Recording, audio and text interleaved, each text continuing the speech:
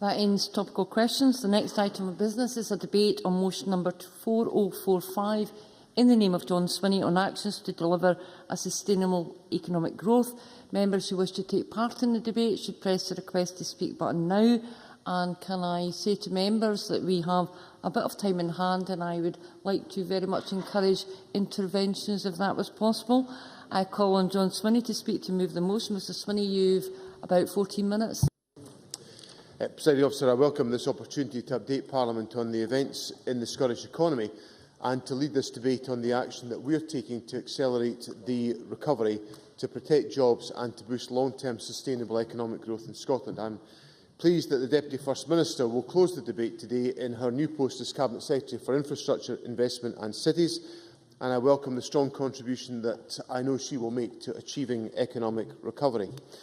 12 months ago, the Government took the opportunity to refresh our economic strategy in response to the marked changes in economic conditions since the strategy was first launched in 2007, and to focus on new and emerging growth opportunities for Scotland. Since that launch, global economic growth has been more subdued than forecast, and a sustained recovery from the 2008 financial crisis has yet to take hold. The refresh of our economic strategy has therefore proven to be particularly beneficial, as it has ensured that our efforts have been prioritised on protecting the Scottish economy and on creating employment. On Monday, we published an update paper on our progress against the economic strategy, which highlighted the range of actions being taken to boost economic activity right across the public sector in Scotland, and involving a range of different players working together to deliver economic growth in Scotland. Despite the challenges, it is clear that progress is being made, with employment rates in Scotland remaining above the UK for the 21st consecutive month, a higher youth employment rate for those aged 16 to 24 in Scotland compared to the UK, a growth of 4.2% in our manufactured exports over the year, despite the difficulties in the euro area, a market for 45% of our international exports, and significant individual announcements that have been made over the last year from major companies such as Diageo, Samsung Heavy Industries and Gamesa. But it is clear that much more needs to be done to deliver a sustained economic recovery. As I indicated, Presiding Officer, global economic conditions remain challenging, with the world economy struggling to gain momentum. As I set out during the Scottish Government's debate on the Eurozone situation back in May, the ongoing uncertainty in the euro area has continued to act as a drag on confidence. Output in the euro area as a whole is expected to return to recession later this year, while many countries within Europe are already in quite a significant downturn. There are also some signs that the relatively robust recovery in the United States is beginning to slow, and that this has spread to some emerging economies into the bargain. As an open economy, Scotland has not and cannot expect to be immune from these ongoing pressures in other jurisdictions. In July, output figures for the first quarter of 2012 showed that whilst the fall in growth has not been as severe as that in the rest of the United Kingdom, the Scottish economy did return to a technical recession following 2 consecutive quarters of declining output of 0.1%. The fall was driven entirely by the performance of just one sector, construction. Output in the production and the service sectors, which account for 90% of Scottish economic output, continued to expand. Had we been able to maintain support and investment in construction, recession could have been avoided. It is the figures for the construction industry that show just how economically damaging the Chancellor's decision to reduce Scotland's capital budget has been.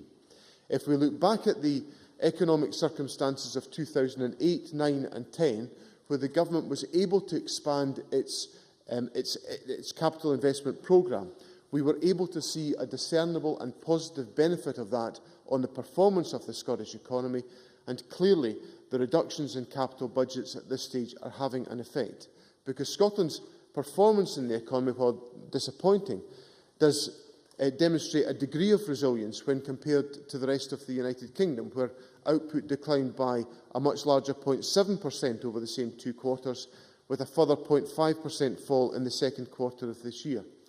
Throughout this economic downturn, we have sought to pursue a different approach, one of investing in the economy, in households and supporting capital infrastructure. and the refusal of the United Kingdom Government to change position is now severely limiting our ability to pursue that approach. Overall, the picture is one of flat growth in Scotland, and the outlook remains fragile for the economy. In July, the IMF sharply downgraded its forecast for the UK economy this year from 0.8% to just 0.2%, the sharpest downgrade for any country. Only last week, the OECD offered the grimmest predictions yet, revising down their growth forecast to minus 0.7%. While I recognise that growth is being affected by the uncertainty in the euro area, it is clear, however, that the fiscal approach of the United Kingdom Government is not working. Other European economies, of course. I'm grateful to Mr Swinney for giving way. Can we just be clear about one point? When Mr Swinney calls for the UK Government to increase capital spending, is it not the case that what he is calling for is greater borrowing? Cabinet Secretary. Well, we are, in fact, as the Deputy First Minister helpfully points out, getting more borrowing because revenues are falling. I'll come on to make that point in just a moment. But there is a judgment to be arrived at, which is a fine judgment, I accept, but it's a judgment that has to be arrived at between whether or not the austerity measures of themselves are creating a deeper economic problem from which to recover than the scenario which this government in Scotland supports, which is to sustain investment in capital projects to enable us to then stimulate the economy and to generate those tax revenues that will, in fact, improve the situation. Because to address very directly the point that Mr Fraser has raised with me, overall, government borrowing in the United Kingdom is £9.3 billion higher than at the same time last year. And the current estimates are, and certainly given the numbers that we were experiencing in relation to the July revenue figures, the borrowing is estimated to overshoot the OBR's £120 billion forecast. So the likelihood of having more borrowing simply to deal with the implications of austerity appears to me to be a pretty likely scenario. I'll give way to Mr Rennie. The difficulty with the Finance Minister's position is that he's committing to borrowing even more. I mean, is he not concerned about the AAA credit rating? Does he not recognise that endlessly borrowing more money has an impact on that as well? Cabinet Secretary. We've had some pretty substantial contributions to the debate in recent days from a number of very distinguished economists and commentators who have indicated that the point I've just articulated, that the UK's austerity programme is essentially deepening the scale of the problem, and the implications of that for the economy will mean a much slower recovery and much more damage to the public finances, whereas an alternative approach, not of reckless spending in the fashion that we had by the previous Labour government, but of modest, controlled investment in the economy. The First Minister suggested a £5 billion capital investment programme in the United Kingdom, of which we would receive consequentials of about £400 million, would assist in supporting the development of economic recovery.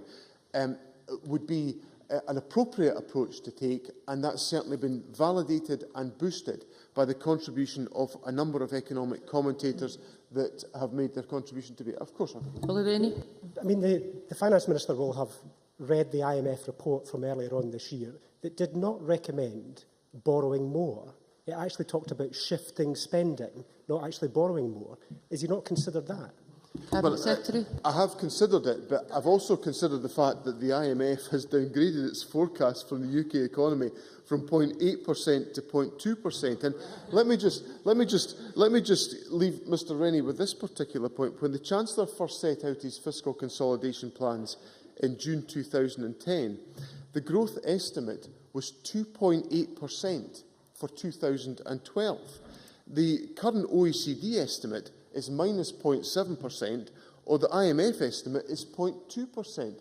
So when there is such a dramatic shift in expectation from 2.8% growth forecast expected to either 0.2% or minus 0.7%, the compelling necessity of a change of direction has to be addressed by the United Kingdom, and that is why we argue the position that we argue, why we argue it consistently, why we have put that to the UK Government, and why it lies at the heart of the Government's motion today, and why we will do everything we possibly can do in the budget statement next week to enforce and support that direction within the constraints of funding that are available to the Scottish Government. The Government's economic strategy, Presiding Officer, sets out the approach that we have taken as a government to supporting economic growth and economic recovery. We have been focused on boosting public sector capital investment, on taking direct action to tackle unemployment, particularly amongst young people, and boosting economic confidence by encouraging private sector investment and providing security to Scottish households and businesses. When economic conditions remain fragile, shovel-ready capital investment can provide an immediate short-term stimulus and protect jobs and output. It's estimated that every £100 million of capital spending supports around 1,400 jobs in the Scottish economy. Capital investment also provides long-term benefits such as public infrastructure and can help retain skills and activity in key sectors such as construction. That is why capital investment has been a central element of our approach to economic recovery. We have boosted capital investment to the extent possible within our current powers, and we are continuing to support spending on capital in the years to come. Despite the 33% reduction in our capital budget by the United Kingdom Government between 2010-11 and 2014-15, we are still spending around £3 billion on capital in 2012-13. We are supporting investment through implementing a £105 million stimulus package that I announced in June, increasing our direct capital spending through switching spend from resource to capital and through the use of capital receipts, and continuing to progress the £2.5 billion NPD pipeline of investment. But what is urgently needed is a response from the United Kingdom Government along the lines that I have expressed already to Parliament. Presiding Officer, our young people have been disproportionately impacted by the economic events of the last few years. Although the latest figures show a welcome rise in Scotland's youth employment rate, a rise of 2.3 percentage points to 56.3% over the year to April-June 2012, and above the UK rate of 50%, our youth unemployment rate remains far too high at 21.1%. That is why the Scottish Government is taking action to tackle youth unemployment and to ensure that those who are out of work or underemployed have access to the right training, skills and education. In December 2011, Angela Constance was appointed as the First Minister for Youth Employment anywhere in the United Kingdom, and her appointment is designed to focus activity across all of government, all agencies, to the critical issue of supporting youth employment and to ensuring that the initiatives that we take, whether it's on modern apprenticeships or the Opportunities for All initiative or the redirection of European funding, is all concentrated on tackling the issue of youth employment. The final area of the Government's activities in relation to the recovery strategy is on enhancing economic confidence.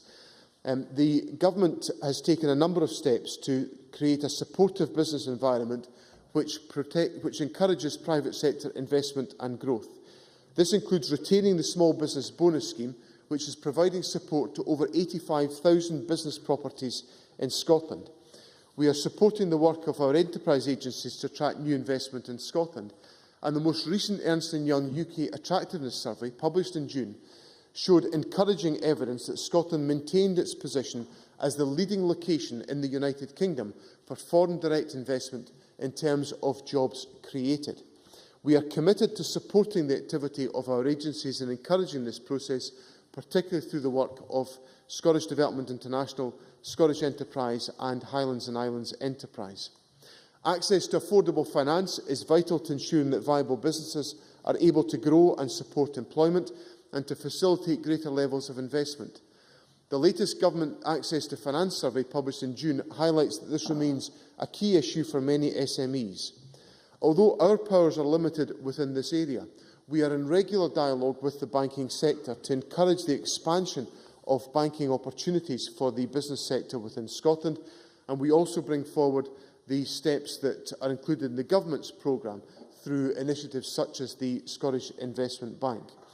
At a household level, the Government has maintained the importance of supporting the ability of consumers to participate in the economy through the council tax freeze and our core commitments and social priorities included within the social wage, which includes free prescriptions, free higher education, free personal care and, of course, the living wage commitment in Scotland, which, coupled to the Scottish Government's no compulsory redundancy policy, provides greater confidence and certainty to the public sector workforce and of itself can contribute towards economic strength and economic activity. I'll give way. John Park. Does the Cabinet Secretary agree with me, regardless of the wider views on the living wage, that the Scottish Government has a duty not just to make sure its own employees are paid it, but it's also promoted more widely across the private sector? Cabinet Secretary. I certainly agree with that point, and of course I think Mr Park would accept that the Government has done a great deal to promote public sector participation in the living wage commitment. There are a rising number of local authorities participating in the living wage, and I certainly would endorse his message that within the private sector active participation within the living wage commitment would be very welcome. The Government's economic strategy focuses on a range of individual priorities across the creation of a supportive business environment, the moves towards the creation of a low-carbon economy, where we now begin to see some of the fruits of the long-term policy priority that we have attached to this area of activity and the significant investments that have been realised as a result. We continue to focus our activities on the creation of a skilled, educated and healthy workforce through our learning, skills and wellbeing priorities, and I've concentrated in the earlier part of my remarks on the importance of the infrastructure development within Scotland, which relates not just to the physical infrastructure of Scotland, but the communications infrastructure, which is a central part of the agenda that will be taken forward by the Deputy First Minister. The Government has to ensure that all of these activities take place in a compatible way to the wider economic priorities of the Government, to ensure that our resources in public expenditure terms are used wisely and that we work to achieve equity, social, regional and intergenerational within Scotland to create the best prospects and opportunities for all of our people. Presiding Officer, delivery of these ambitions will be the key to unlocking Scotland's potential and will allow us to deliver a better, more prosperous and a fairer society. Current global economic conditions make these tasks doubly difficult, but we are making clear progress and we remain committed to doing all that we can to protect the Scottish economy and to take advantage of the new opportunities as they emerge. I move the motion in my name.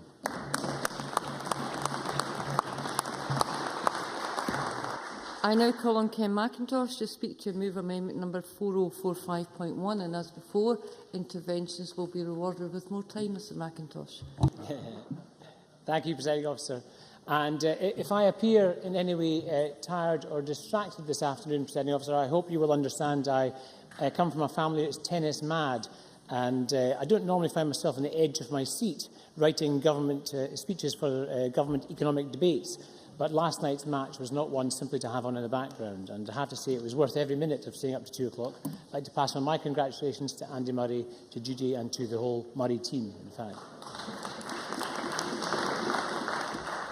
And before I begin, and I suspect to lose the good humour of the government benches anyway, can I also officially welcome the Cabinet Secretary for Infrastructure to her new brief. But I do plan to begin this afternoon, Presiding Officer, by confessing to liking another television programme. And, Presiding Officer, I'm not sure if other colleagues are fans of QI, hosted by Stephen Fry. It's very funny, very informed, very intelligent. And in the most recent episode, there was a little section on the use of the word irony. I think it got my attention, as last week, following his description of our former Health Secretary as a latter-day Nye Bevan, I asked whether the First Minister had any sense of irony. I have to confess I had the same reaction to the motion before us today. We are in the midst of a double-dip recession, yet the SNP's motion asks us to support the Scottish Government's approach to economic policy, to accept, apparently, and I quote, the direct action they are taking to tackle unemployment and enhance economic confidence, and of course to point the finger of responsibility solely at Westminster to provide the remedy for our economic distress. Irony is, of course, when the true meaning of what you are saying varies quite markedly from the literal interpretation of the words used, and I certainly struggled to find any accurate literal interpretation in today's motion. Yes, we could join with the SNP in criticising the Conservative government at Westminster for an austerity programme which simply isn't working. In fact, we have done exactly that in our amendment. But to ignore the role of the Scottish Government itself, or worse, to disingenuously portray the Scottish Government's economic interventions in an overly flattering light, displays at the very least a lack of humility and a lack of sensitivity to those directly affected by this recession. If I may give the Chamber another example, the Scottish Government's press release, which accompanied today's debate, talks about the importance of boosting construction. And yet in the last year, we have lost 12,000 construction workers.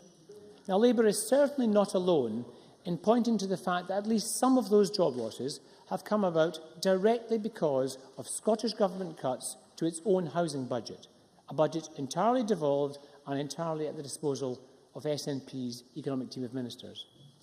On QI, Stephen Fry helpfully informed us of some of the various different types of irony, including, for example, Socratic irony. That is when you pretend not to understand the true meaning of the subject under discussion. Now, the Finance Minister may ignore the consequences of his own decisions, but I suspect even Mr Swinney would not be so thick-skinned as to pretend there is no link between his cut to the housing budget and the 12,000 builders who lost their jobs last year. Mark MacDonald.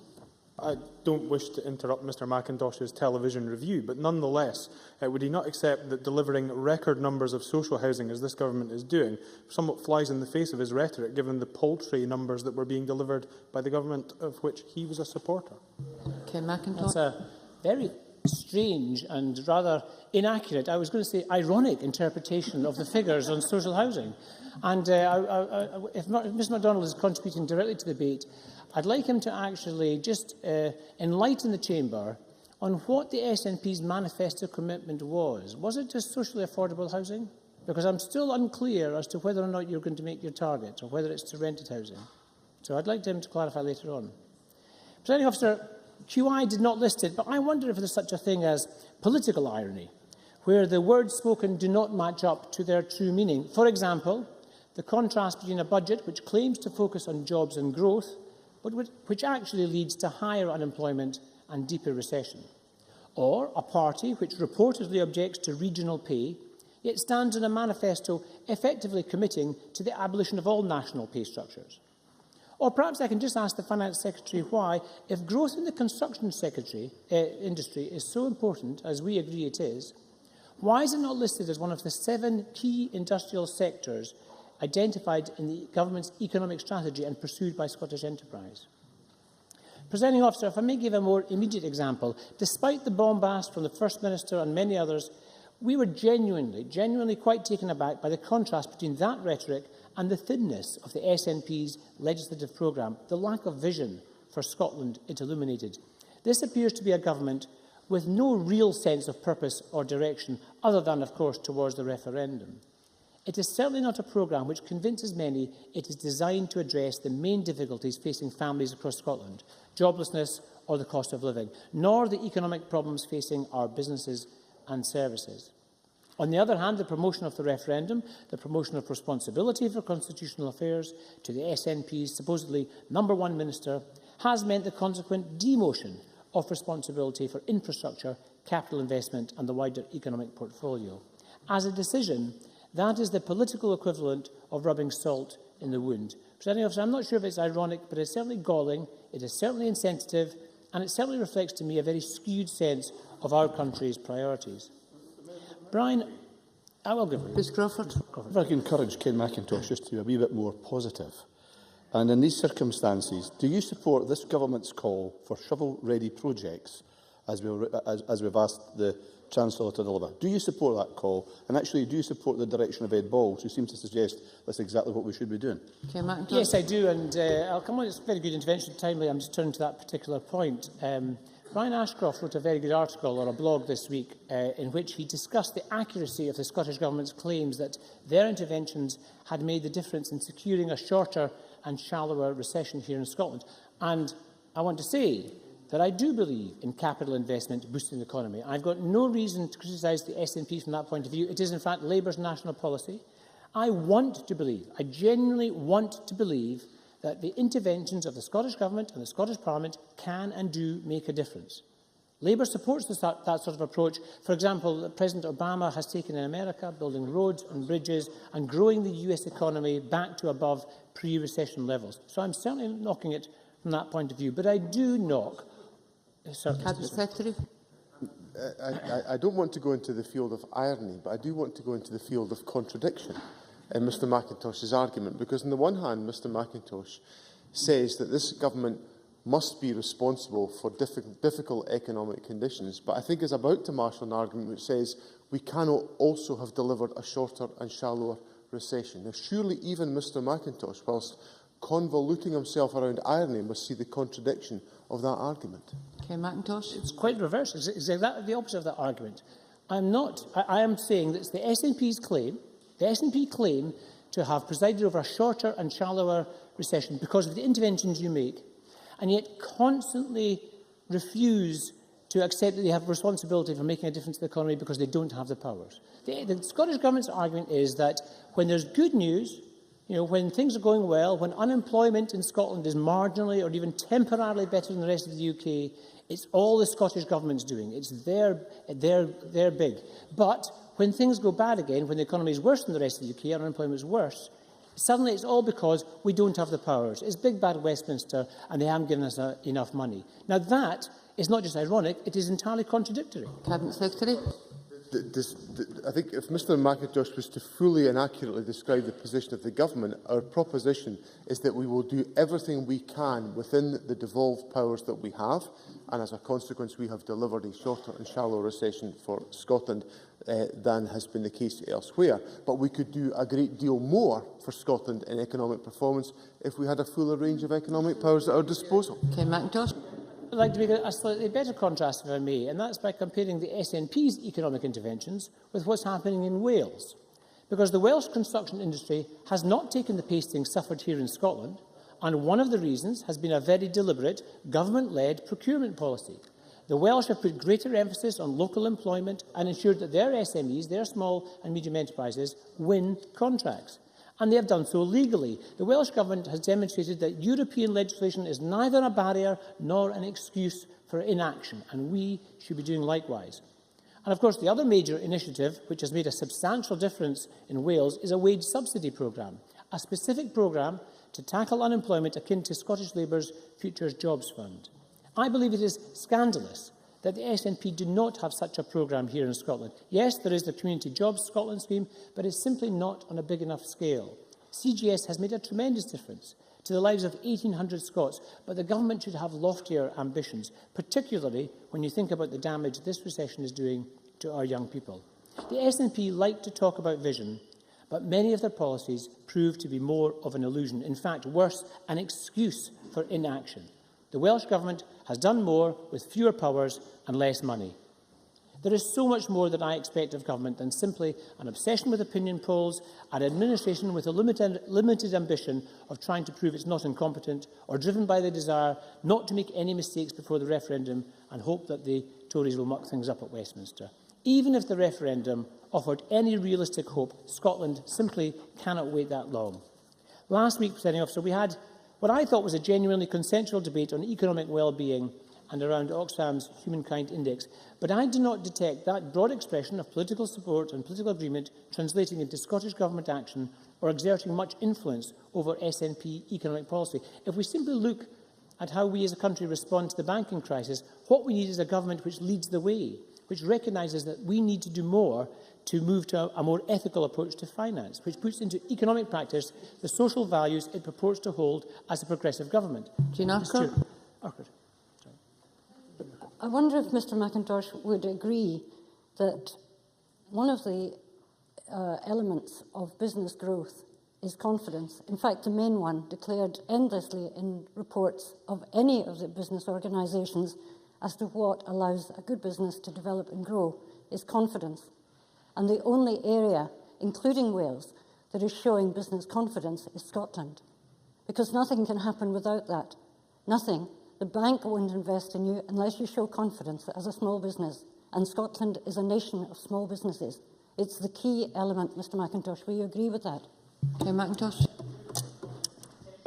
And if Mr Eckert had been at the CBI conference last week, the CBI dinner last week, she would not have seen or heard much confidence there expressed in what I believe is the key centre point of the SNP's manifesto, which is to break up this country. It hardly inspires confidence in industry and business in this country. Again, Very briefly, Very briefly, I can say that the CBI is the smallest represented business organisation in Scotland because of the size of business that it represents, and every other business organisation sees it differently. Okay, Macintosh. Well, that's an interesting observation. So the CBI's views don't matter. They represent some of the biggest companies operating in Scotland, but I'm intrigued. I'm intrigued because the CBI doesn't agree with the SNP and perhaps won't give in to the bullying phone calls that they obviously receive from their First Minister, Economics Minister and their press officers that they don't count anymore. Huh? Well, Presiding Officer, to wind up, I suspect egotism is a failure of many of us as MSPs. We can easily take ourselves too seriously. But I worry that there is a communal feeling on behalf of this government, a blinkered tendency to think wars like us, a lack of awareness and a lack of humility. Most of the time, it is simply a source of mockery, as in the idea that Scots were all cheering on Scotolympians rather than Team GB. It is certainly a source of political irony. The Deputy First Minister was quoted on the BBC last week, talking about the Constitution, of course, and saying the referendum must be made and built in Scotland, and if only she could say such a thing about the fourth crossing, we'd all be delighted. At a time when we are talking about people's jobs and livelihoods, this government's lack of sense of irony is unfortunately not something to smile about. I move the amendment to my name. I now call on Mary Scanlon to speak to and move amendment number 4045.2. Ms Scanlon. Thank you, Presiding Officer.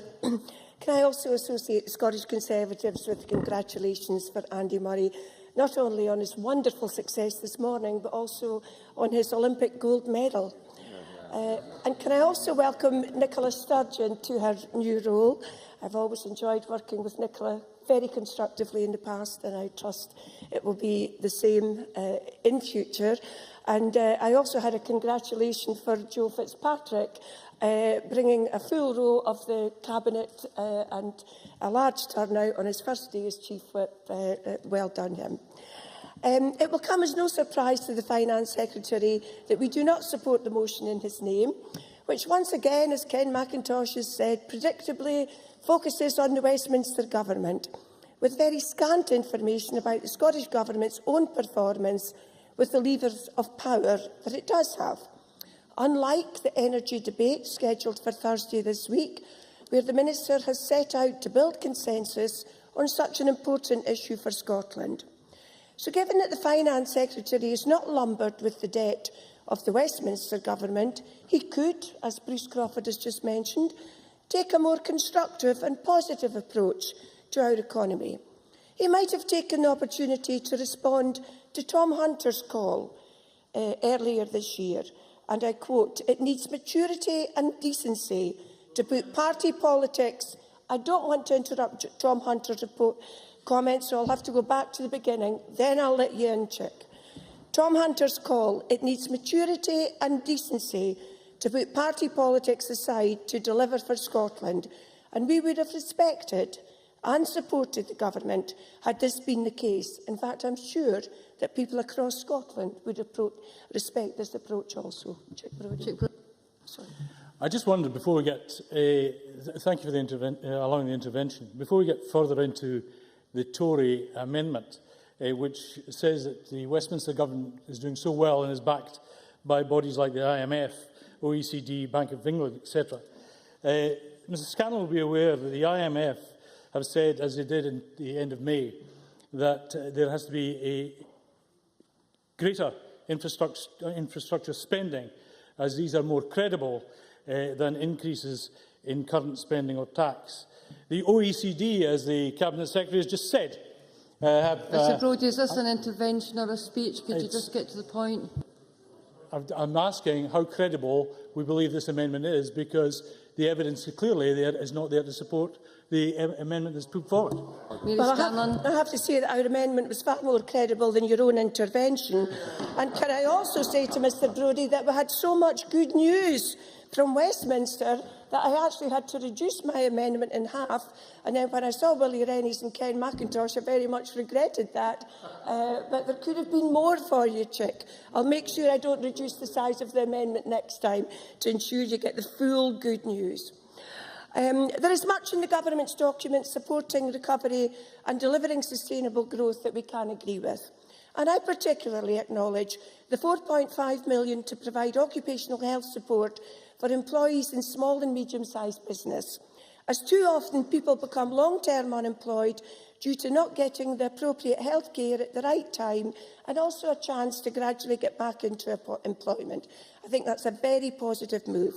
However, under the heading Attracting International Investment, it states that the Government is determined to build on Scotland's strong inward investment record, which includes successes such as LifeScan and Inverness.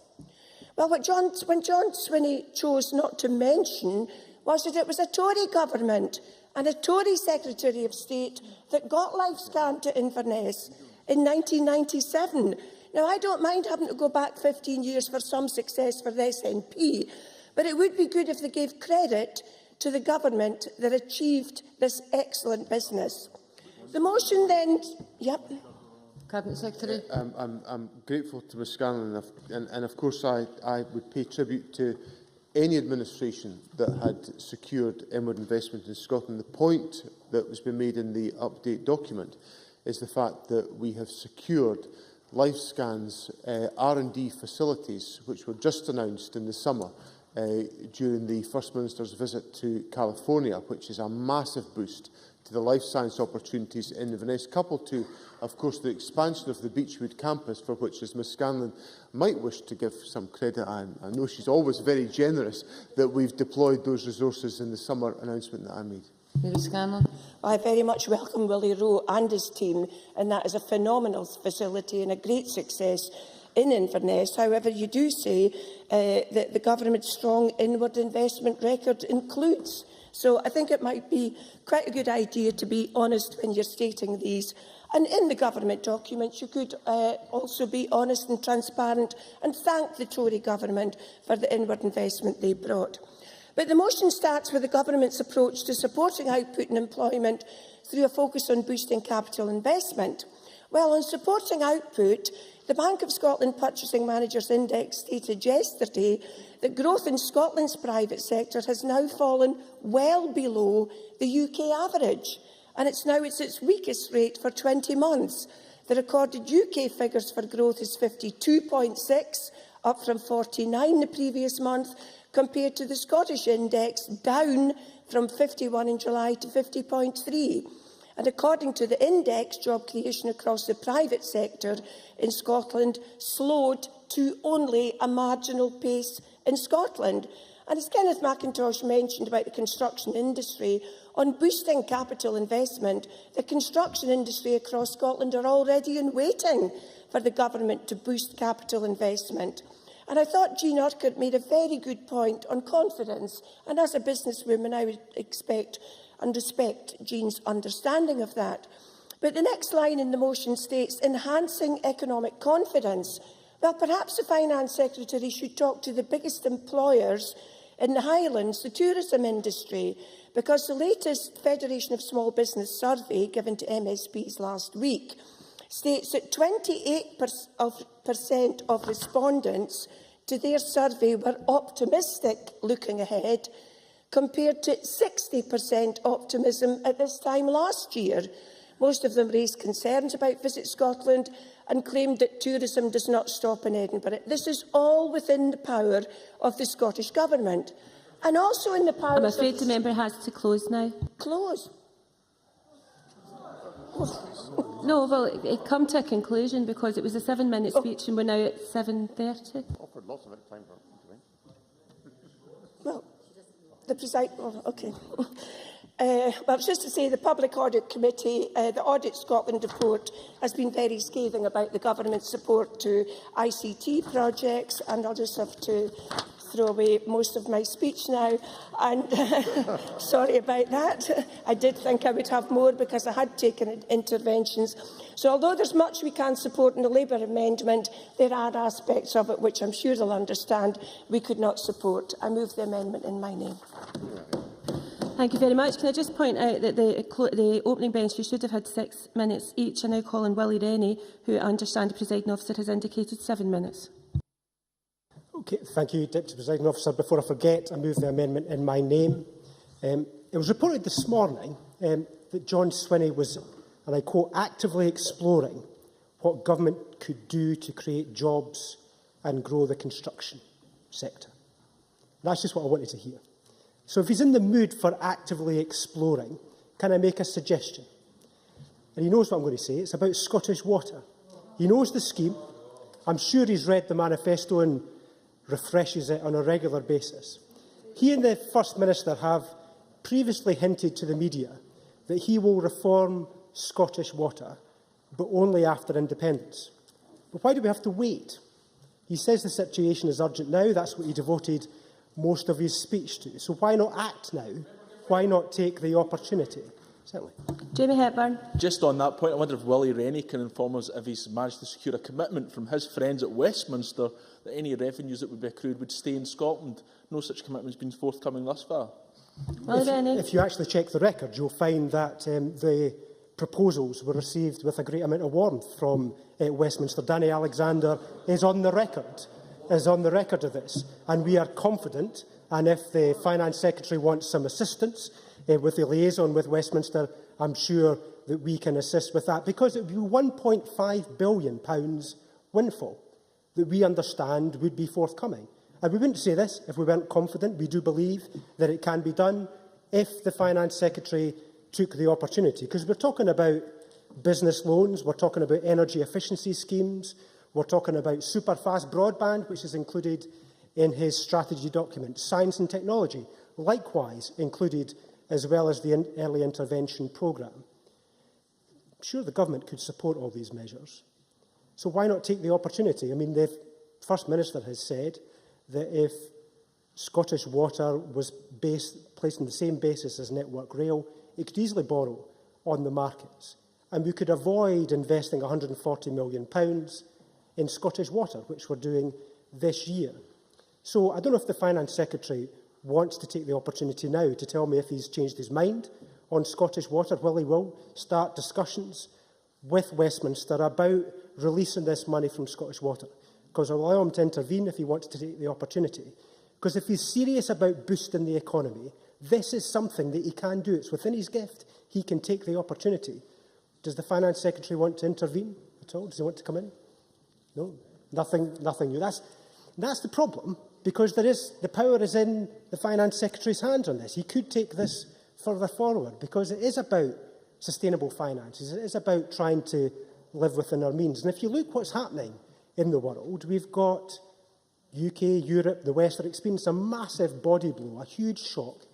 After years of overspending, living beyond our means in an unsustainable manner, we're now paying the price.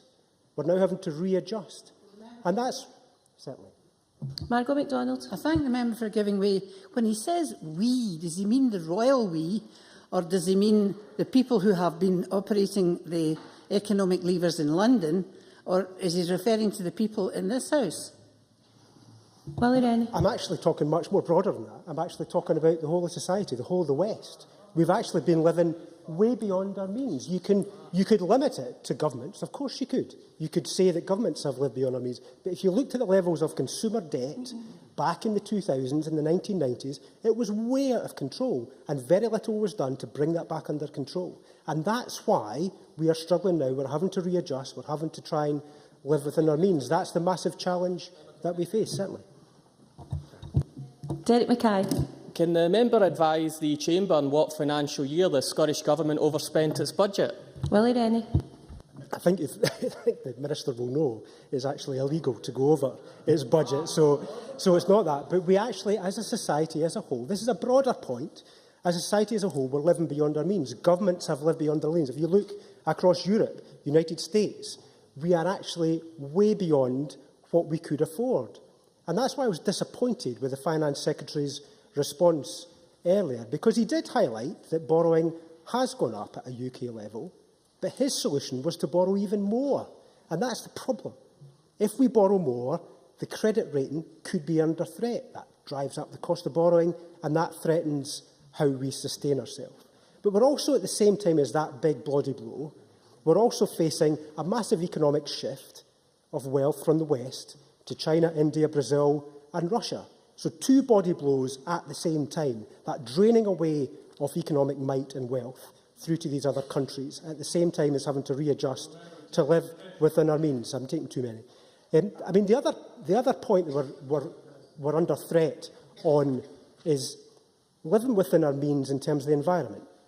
I mean, there is a huge challenge, not in terms of just in terms of the climate change, but also in terms of our energy resources, our capacity to live within the limits of Mother Nature. And that's another problem. At the same time, we're dealing with that challenge too. And that's why I support the Scottish Government's ambitions on renewable energy and on the low-carbon economy. These are the right things. Some real big challenges on landscape protection and also on the subsidy that's required to advance the energy changes. But these things are important, and if we don't meet these challenges now, we'll store up future problems. And finally, I also agree with the government's strategy on equity. I think it's the right approach, the preventative spend, the change funds. These are the right things to do to try and make sure that the whole of the country benefits from economic growth and the wealth of the nation. But all these huge challenges we're having to face at the same time, it's not simply about the narrow things about party politics within this place. There are massive challenges going on, and that's why, as a Scottish Parliament, we need to rise to the challenge. Finally, I just want to say that what's disappointing and what's actually, I think, a major flaw in the government economic strategy is that it ignores completely major policy areas that the UK government is advancing. It creates the impression that only the Scottish government is acting. If you look at the UK Youth Contract, if you look at the loan guarantee schemes trying to get money into businesses, the Green Investment Bank have a big impact on Scotland. But also much more smaller initiatives like the enterprise zones, Nig, Dundee, Irvine. No reference at all within the document to these UK schemes. If we're going to make the best of the United Kingdom as a whole, whether the SNP like it or not, we're still in the UK. We need to work as a partnership, and the document lets us down on that area. Thank you. Mr Rennie, could you move your amendment, please? I have done. Thank you very much. We now turn to the open debate. I'm afraid we're rather tighter for time than we were at the beginning. Speeches of 6 minutes. Mark MacDonald to be followed by Helen Eadie. Thank you very much, Presiding Officer.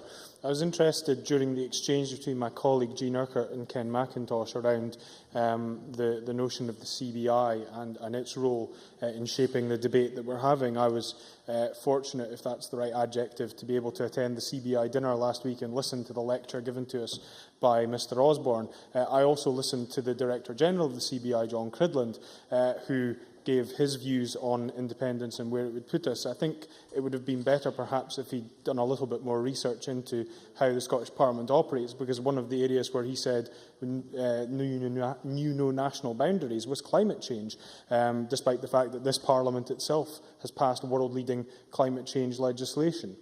In terms of the austerity agenda, it's becoming increasingly clear, to quote, or to paraphrase rather, that old Saatchi and Saatchi poster, that austerity isn't working.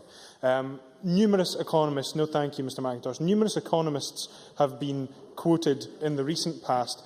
We have just recently, last week, Professor James Mirrlees, former member of the Bank of England's Monetary Policy Committee, Professor David Blanchflower, Professor Andrew Hewes-Hallett and Professor Drew Scott, talking about the downturn being shorter and shallower in Scotland than in the UK as a whole, talking about the need for spending on infrastructure and having the courage to admit the need for change when it is so desperately required.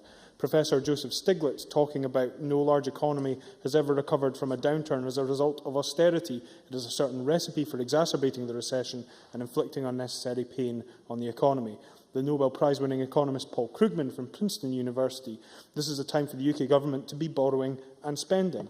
Now, there's a difficulty that is being represented here in the failure of the Conservatives to recognise and to understand the concept of sustainable borrowing to stimulate economic growth and using that borrowing wisely. Because we had the implication from Murdo Fraser's intervention to the Cabinet Secretary that borrowing in and of itself is bad. And that's not the case at all. We can't simply continue with this notion that to borrow money will in and of itself lead to economic difficulty. It's how you use that borrowing and how you activate the levers of borrowing to stimulate economic growth. If you use it wisely to create the demand within the economy, to create jobs within the economy, to increase your global tax take, that is sustainable growth. That is sustainable use of borrowing. What we are seeing from the UK government at the moment is, while they indeed are borrowing more than they had previously done, we don't see any emphasis being placed on the kind of sustainable borrowing and the kind of infrastructure projects that would lead to that outcome. And it is a question of powers. That this facetious notion that somehow we can operate within a situation where we have 30% cuts to our capital budget and no borrowing powers, yet somehow can spend more money than we are currently spending. It is always going to be a case about money being moved around within a diminishing resource at the behest of a government from afar over which we have no direct control. That is not a situation that I aspire to. I aspire to more than this being a mere pocket money parliament. I want this to be a parliament that is able to administer and generate the revenues that would allow us to drive Scotland forward, to be able to borrow money in a sustainable fashion in order to deliver some of the shovel-ready projects which would stimulate demand in the economy, increase the number of jobs available and get Scotland's economy moving much quicker than it is currently being done because of the policies that are being implemented south of the border. Mr McIntosh. Ken McIntosh. Thank you, President. So we must accept that the logic of his argument is that this Parliament is nothing other than a conduit to pass on Tory cuts from Westminster. In which case, how can you claim that Plan McBee made any difference? Mark MacDonald. Mr McIntosh simplifies the argument somewhat, as is his wont.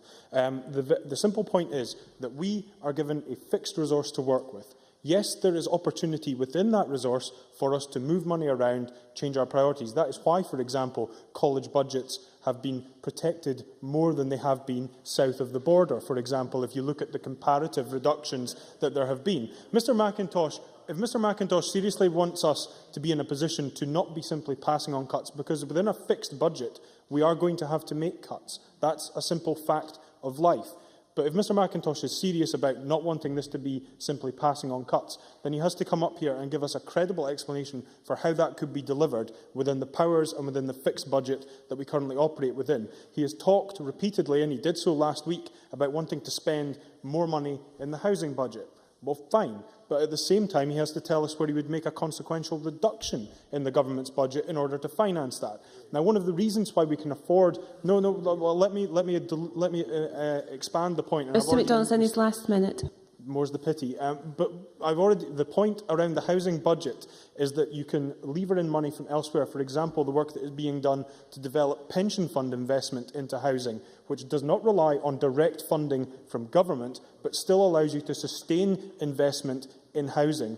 It is looking at areas where that kind of creative approach can be taken, rather than simply, as Mr McIntosh would do, throw one's hands up and say money is going down, therefore nothing can be done.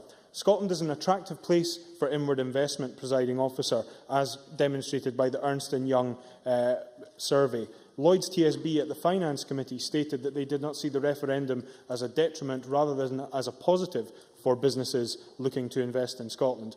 On the other hand, we're faced with empty scaremongering from the unionist parties. It would be better if they spent more time talking the economy of Scotland up rather than talking it down. Many thanks. I now call Helen Eadie to be followed by Linda Fabiani. Thank you very much, Presiding Officer. And I too believe that our political opponents need to learn that sometimes that investment by borrowing more can lead to extra productivity.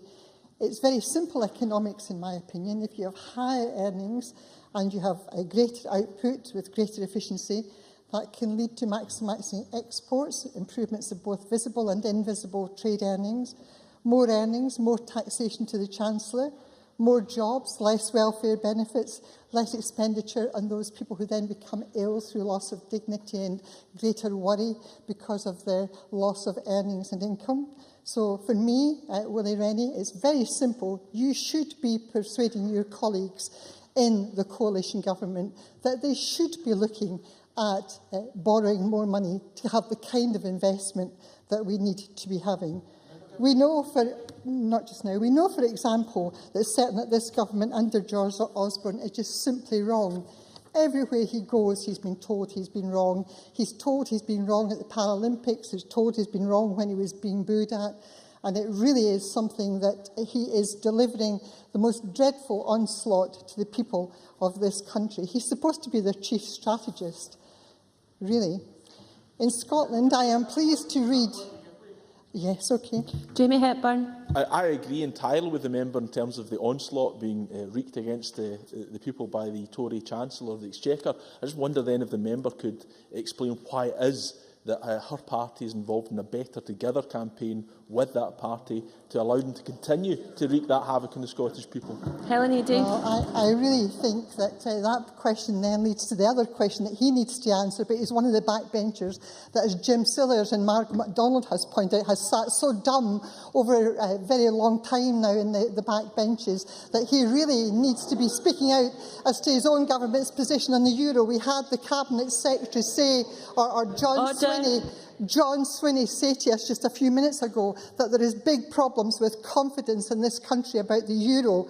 They will not release the documents. They were now having to see the Information Commissioner go to court to get the government to release those documents. It's just simply not good enough. You should be pressing for us to get that kind of information released. It's doing the biggest damage to this country. Scotland needs to have the confidence. We've had the whole issue about confidence raised. That is a critical issue that needs to be pursued. I will move on, however, to a point of agreement with the Scottish Government. Margot will get her turn. I will not give way. I will move on to my point with the Scottish Government when I talk about an area of agreement, and that is on the issue of the rail project from Aberdeen to Inverness. I think that kind of shovel-ready project, that kind of work that you're doing there is first class. The work that you're proposing to do on the A9, I agree that that's right. But I would tell you some of the projects that the Labour Party's vision is part of, and that is delivering the intermodal connection to railways across Scotland. It's like having the intermodal connection to the Glasgow airport, and it's the intermodal connection to the Edinburgh airport. Where are we going on projects like that? These are the types of projects. If you visit Switzerland, if you visit Germany, you can have direct access from your railway to your airport, but not in Scotland. That's part of the vision that the Labour Party has. We want to be sure that in our Scotland, that we believe in, that we think is the right way forward, is to deliver that kind of infrastructure. But you'll maybe come to it belatedly. You've followed on from a lot of suggestions that I've brought to this Parliament, and we'll just wait and see if you maybe deliver that one eventually. But let me give you a word of criticism. And this is really important, I want to bring this, it's for our industrial communities. As some members will know, I chair the cross-party group on the Industrial Communities Alliance. And one of the things that really upsets me enormously, and that is the work that has been done by the Coalfields Regeneration Trust. Let me give a word of praise, dare I say it, to the Tories, that in England they have delivered £32 million to the Coalfields Regeneration Trust. But what does this government do? It takes £1 million and leaves our Coalfields Regeneration Trust with £500,000. That's a scandal. It's absolutely outrageous to our most deprived communities in Scotland. Now, we need to help those communities, communities where there's no longer coal mining, communities where the steel mining communities have gone down. That's something that I do not believe that this government should be seeing that type of worthwhile project that delivers grants. It's removed completely the ability of the Coalfields Regeneration Trust to give grants. And the Minister at the time said in this Parliament, so many times he said it, oh, but the Jessica Fund will deliver. But let me tell you, he said it so many years now. I found out only this year the Jessica Trust hadn't even started. And because it hadn't started, they changed the name. They call it the Spruce Fund now. And the Spruce Fund, I don't even know if that's been launched yet, but it was supposed to be launched at the beginning of the summer. That Spruce Fund wasn't even going to have grant-giving powers to those communities. It was only going to be able to give loans. Now, that's something that's just totally unacceptable. It's not the kind of Scotland I want to live in when you hurt the people most that needs our help. I hope you'll change direction on that specific point. Thank you, Presiding Officer. Many thanks. I now call Linda Fabiani to be followed by Colin Beattie. Thank you, Presiding Officer. Unlike Ms Eadie, I do in fact welcome the Government's motion. And reading it in conjunction, of course, with the paper produced this month, Supporting Recovery and Delivering Sustainable Growth, this framework details the need for, amongst other things, increasing resource efficiency and characterises a long-term driver of growth as being cohesion, that is, reducing the disparity between the regions of Scotland. These are two issues which underpin what I want to speak about today, and the programme for government, as outlined last week, clearly recognises these needs by the inclusion of the proposed Better Regulation Bill and the proposed Procurement Reform Bill. At this point, Presiding Officer, I should declare that I am an honorary Fellow of the Royal Incorporation of Architects in Scotland and convener of the cross-party group on architecture and the built environment. As much of what I wish to say today comes from working closely with the architectural and related professions. Last year, I was a member of the RIAS President's Commission Building a Better Scotland, chaired by Roy Martin QC, which published its report and submitted the same to the Government in December. This commission was put together by RIAS to reflect increasing levels of concern about public sector procurement in Scotland, not just by the architectural profession, but by others in the construction sector and by senior public sector employees. We recognise the need for improvement in order to ensure effective use of resources. Amongst the concerns expressed and recorded, and which continue to be discussed, are the increasing barriers to entry for micro-organisations and for small and medium-sized enterprises, and the pricing, reliability and value for money of services provided through the public sector procurement process. These are significant issues, and they have implications not only in individual project procurement, delivery, value for money, but also on Scotland's infrastructure more fundamentally. We need to remove unnecessary and unintended barriers being put up in front of these small and medium-sized enterprises. And we need to ensure proportionality in the procurement process. There are ways of tackling this, and I'm sure that submissions to the proposed legislation will reflect on this. For example, we could review and amend the use of pre-qualification questionnaires generally, and the Government's proposed standard PQQ specifically. I mean, the UK and Scotland could be much better placed in the European League tables for procurement costs, etc. And much of the work required in PQQs reflects this. Now, I know it's currently being revised, and I can only relate to what I hear through the grapevine, but I have to say I don't feel much confidence that it's going to get an awful lot better from what I'm hearing. And I would like the ministers to be fairly radical in looking at it again to simplify as far as possible. We also, of course, underlying all of that, need to change the focus of attention away from the quality of the procurement process and focus more on the quality of the outcomes. Another thing we really have to do is look at ways to reduce the numbers of bidders while still delivering fair competition. I understand that in the construction industry there can be 50 to 60 bidders, and even in one it was looked at 300 bidders. That can't possibly be value for money in the economy generally. You know, we understand from research it can cost the public sector £70,000 to award a contract worth £130,000. That cannot be good for business or good for the economy. And research underlines too that it can cost the private sector nearly £250,000 overall to bid for public sector work. So, what do? I think we need new guidance to public authorities regarding the handling of public procurement for projects, of course, which fall below the European and the Scottish Futures Trust thresholds. I think we really need to take steps to remove the artificial barriers to entry for smaller businesses in the construction sector, because that then has benefits in local economies and then for the national economy. We need to make sure that we have the appropriate expertise there to deal with all these things, because too often, if we don't have the appropriate expertise, people are worried and they end up very risk averse, and that way you get bad quality. Yes, of course. Margaret MacDonald. I thank the member for giving way. How does she think we're going to get this expertise? I mean, do they grow them in the universities, or where do we find them? Linda Fabiani, moving into the last minute. I believe that the expertise is there in Scotland. We are just not very good at identifying what we need sometimes and putting it in the appropriate places. And following on from that, Presiding Officer, I believe we have to be radical. I believe we can do it. We can make the decision to do it. I think the system we currently have has been well researched. We know that it is more onerous than other major EU economies. We can also ensure accountability and transparency without compromising competitiveness and quality. And we can address social inequality and environmental issues without stymieing entrepreneurship. I will end by quoting from the presentation by Willie Watt of Nicoll Russell Studios during the week, which really struck home with me, and I hope it strikes home particularly with people on this side of the chamber. Above all, we should be ambitious, not so much asking where did the steel in the Forth Bridge come from, but rather where is our next Sir William Arrow, the man who conceived the Forth Rail Bridge and established a huge company which grew around the world. That's what we have to do, be ambitious for Scotland. Many thanks. Colin Beattie to be followed by Hansala Malik. Presiding Officer, it's quite clear that the policies of the United Kingdom Government are failing to deliver the economic benefits which the Chancellor George Osborne anticipates.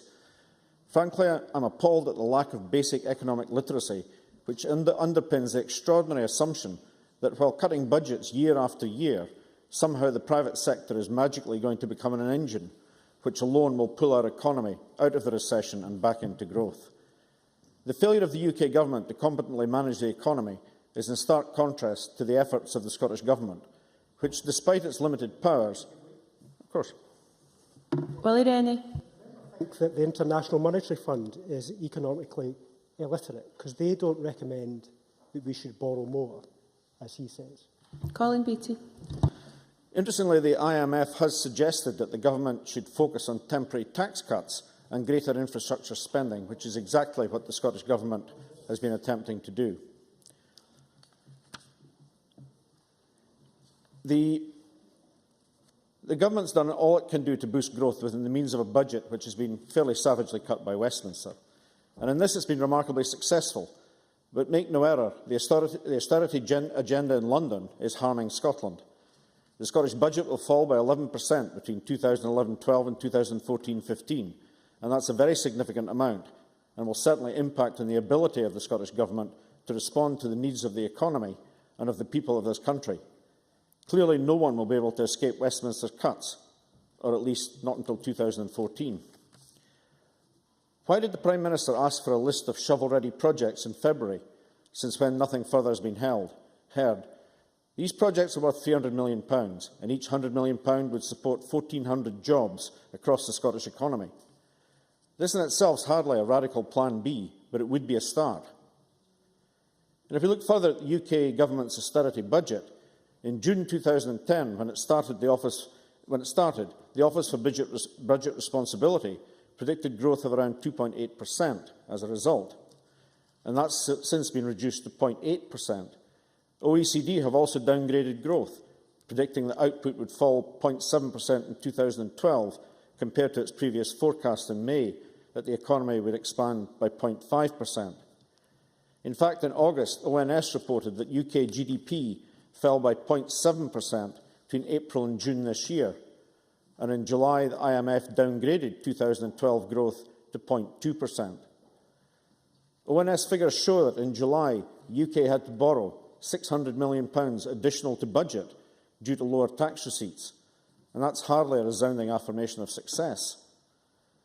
We've only got to look at the history of past recessions to know that budget cuts do not defeat a recession or close a yawning gap in tax receipts. Only sustained economic growth can do so.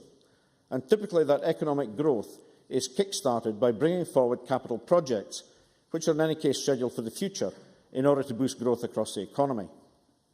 The alternative to this as a means of recovery is to create fiscal drag by allowing increased inflation to erode the debt, both public and private, while increased inflated tax revenue will gradually close the budget gap. I do not believe that any sensible person would welcome this version of events, yet the longer the Chancellor refuses to consider changing his policies, the closer the real risk of this outcome is. Next week, the Finance Secretary will set out the Scottish budget, which I am sure will seek to protect employment in Scotland, particularly in respect to capital spend. But how frustrating it must be not to have the full powers of an independent country and not to be able to manage the whole economy.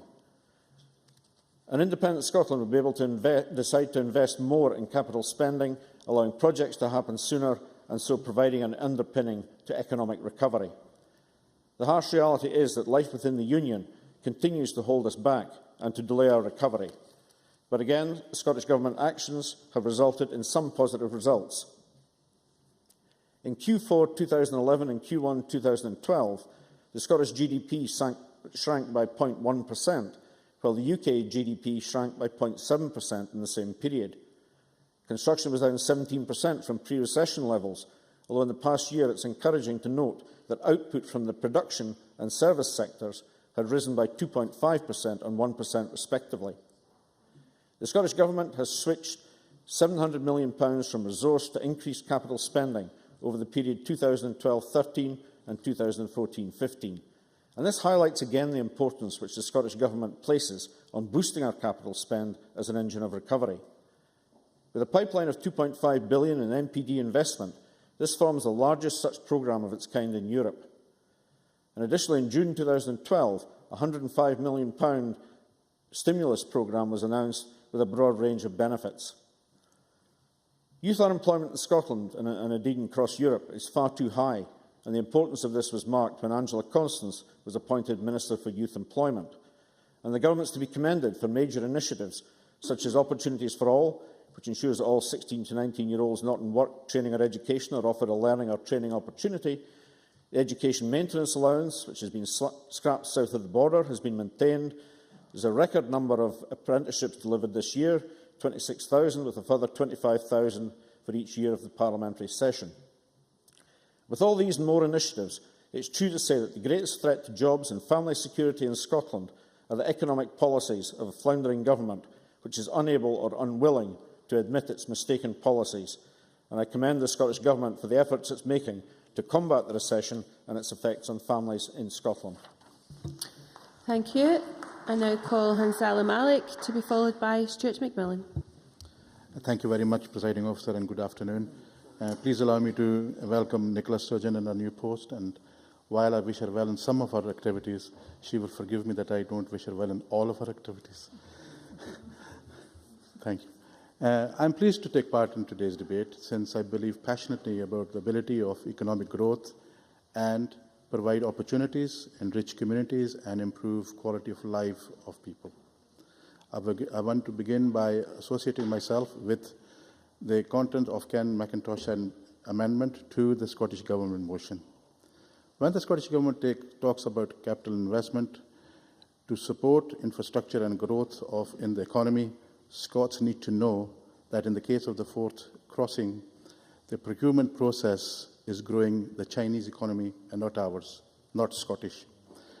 And so Ken McIntosh is absolutely right to highlight that in his Labour amendment. I have to say that we in Scotland are famous for our engineering abilities and our good deeds around the world in terms of engineering. Yet why did we let this go to China? Why did we not do it ourselves? We're so proud of our historic history. Of course, I certainly will. Jamie Hepburn. Would you reflect on the fact that actually the Scottish firm is part of the consortium? There are 306 Scottish firms benefiting from this, from subcontracts arising with 1,100 people employed on site now. When is the Labour Party going to stop perpetuating this myth that the Forth replacement crossing doesn't benefit the people of Scotland? We've even heard from Ken McIntosh today, it's not been built in Scotland. Where else has it been built? Hansala Malik. I have to say that I'm disappointed with that view. I would have thought that you, of all people, would have actually supported a wholly constructed engineering event for Scotland, 100% right across the board, rather than picking and choosing bits and pieces. But I'll move on if you don't mind, please. The last figures from the community of the Scottish banks show that the number of new businesses accounts in the last quarter has dropped by 8% compared to the same quarter in the previous year. I am particularly concerned by the 27% slump in new business accounts in the construction industry, which bears out the fact that Ken McIntosh's amendment says about the pressures faced by this sector in particular. And the Minister was quite right in pointing out that there are issues there, and I accept that there are issues there, but we need to be addressing them, and we're not doing it adequately, I think, at the moment. And therefore, it's very important that that be revisited to encourage investment in that area. I know the construction industry was hoping that such promises made would be materialised, and of course they haven't. I'm also concerned about the Scottish Government's motion is complacent in its talk about taking direct action to tackle unemployment, and yet the number of Scots unemployed for the year or more has almost doubled in the last 12 months. There are now more than 6 unemployed Scots for every job centre plus vacancy in Scotland, a figure worse than anywhere else in the UK. The so-called MB plan isn't working. Neither are thousands or hundreds and thousands of Scots, which needs to be addressed. I also want to come back to the issue I raised about small industry, small businesses, and more importantly, the empty property rates relief. The Minister had suggested last week that he had consulted with the small businesses. And I have to say that I found that difficult, and I carried out my own survey in Glasgow. And Nicola Sturgeon will be interested to find that, particularly within her own constituency, all the shop owners that I have spoke to actually do not agree with the Minister's findings. They all say that they would rather that they had a longer period of time than just the 3 months suggested, and also the percentage drop will actually discourage people making investments. People who are in small industries, small companies, small organizations are terrified of having their businesses actually lying vacant. And a business only becomes vacant is when a business has failed. It's very difficult to restart a new business, and to expect it to turn around in the speed that is being suggested is unrealistic. That's what the verdict is on the street. I do hope that you will look... Of course I will. John Mason. I thank the member for giving way, but I wonder if he remembers when I was, he and I think we're both councillors in Glasgow, that the old post office building sat empty in George Square, and that was a blight on the city, and that that is one of the problems that needs to be addressed. Hanzala Malik, and you're in your last minute. Thank you very much. I absolutely agree with you. I was one of the councillors like yourself who was very unhappy with that situation. I'm not talking about big business. I'm talking about small business. Small businesses are businesses who are the bread and butter of many families up and down our city, Glasgow, and they do not agree with what we are suggesting in Parliament today for them in particular. Big businesses, yes, that is an issue, and I'm quite comfortable with pursuing big business because they can actually afford it, believe it or not, in most cases. But I think to wind up, I want to say that what I'm looking for here is something unique, something new. We cannot afford to continue to give chances to other organisations, other countries and other companies. Anything that is going to be developed in Scotland, we should be proud of and we need to build on. That's very important. But also, small businesses in particular, I have to say, they do not agree with you, Minister. So please revisit that again. And I'm sure you'll be able to answer some of the businesses directly yourself, Nicola. Thank you very much. Thank you. And I call Stuart McMillan to be followed by John Park. Thank you very much, Presiding Officer. I too welcome Nicola Sturgeon to her new position, and I'm sure she'll be a very able Cabinet Secretary. Presiding Officer, I do welcome this debate about the Scottish Government's actions to deliver sustainable growth.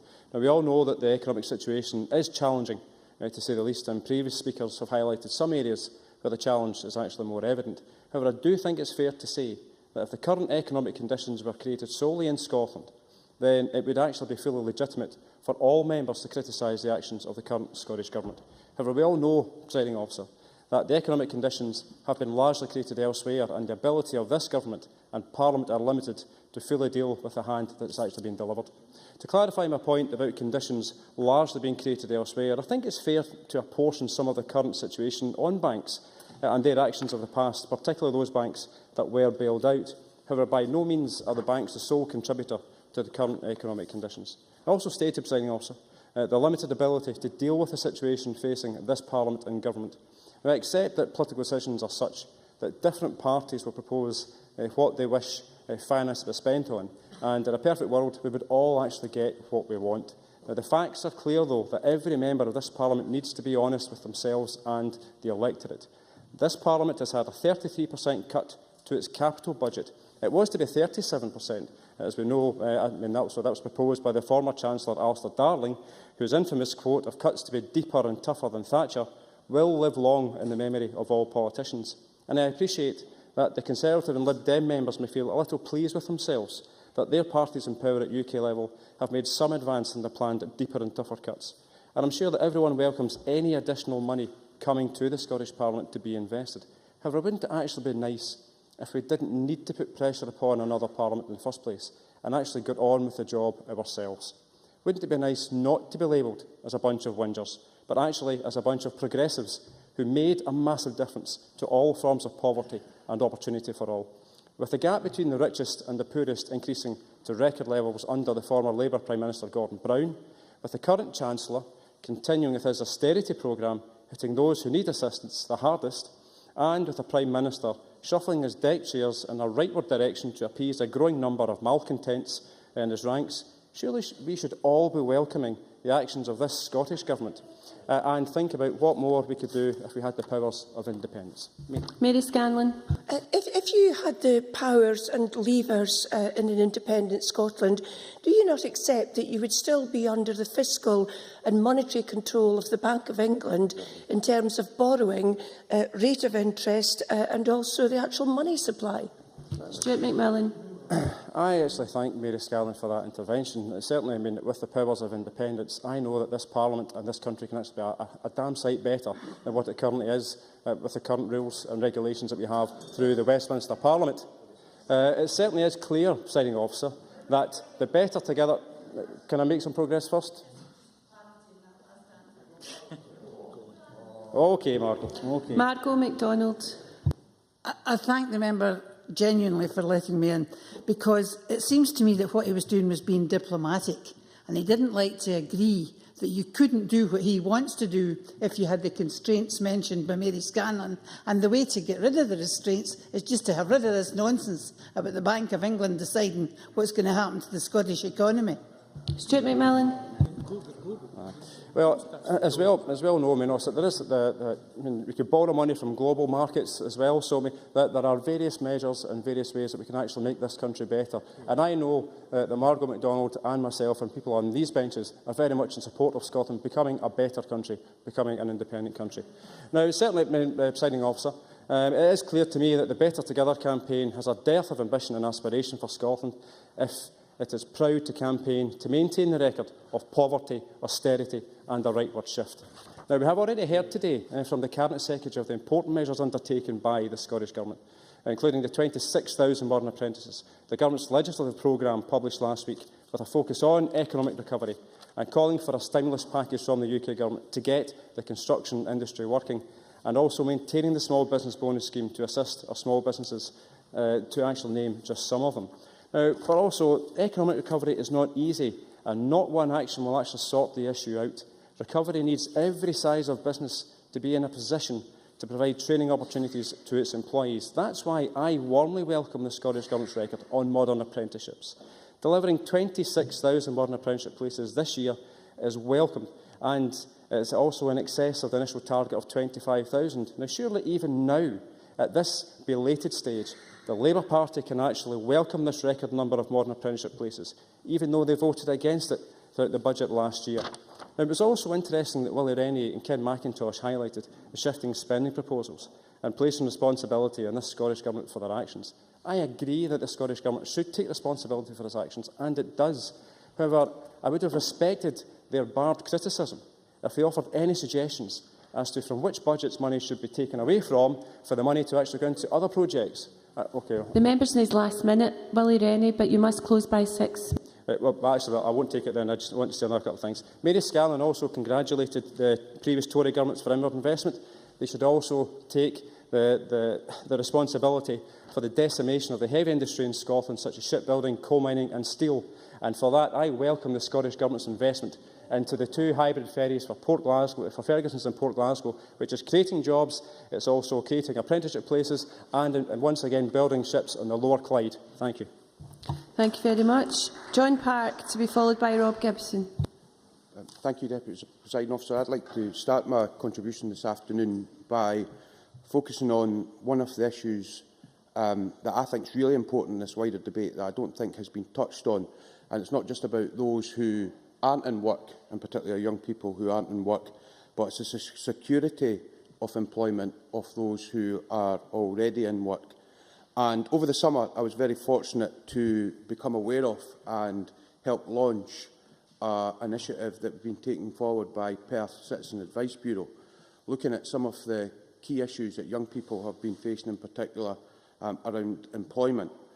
It became increasingly clear over the summer that a greater number of young people had been approaching Citizens Advice Bureau in Perth regarding employment issues.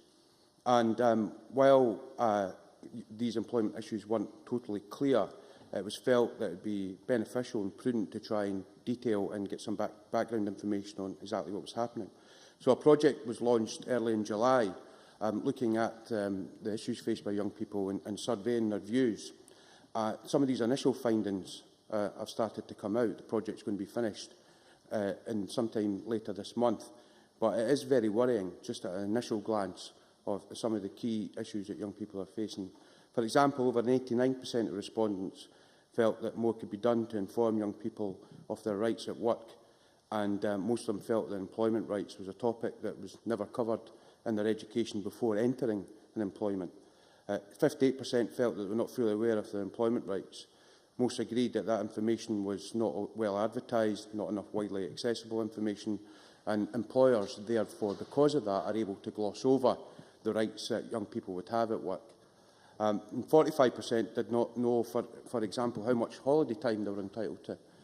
So the very basic things that we are proud of in this country and ensure that employment practices actually underpin our economy are things that I feel, certainly from this information and anecdotal evidence that I received from young people who were at the event, aren't being dealt with properly, and employers are then having the opportunity to exploit young people. So I think it's a key issue that we need to send a clear message from the debate today. It isn't tolerable in a Scottish society.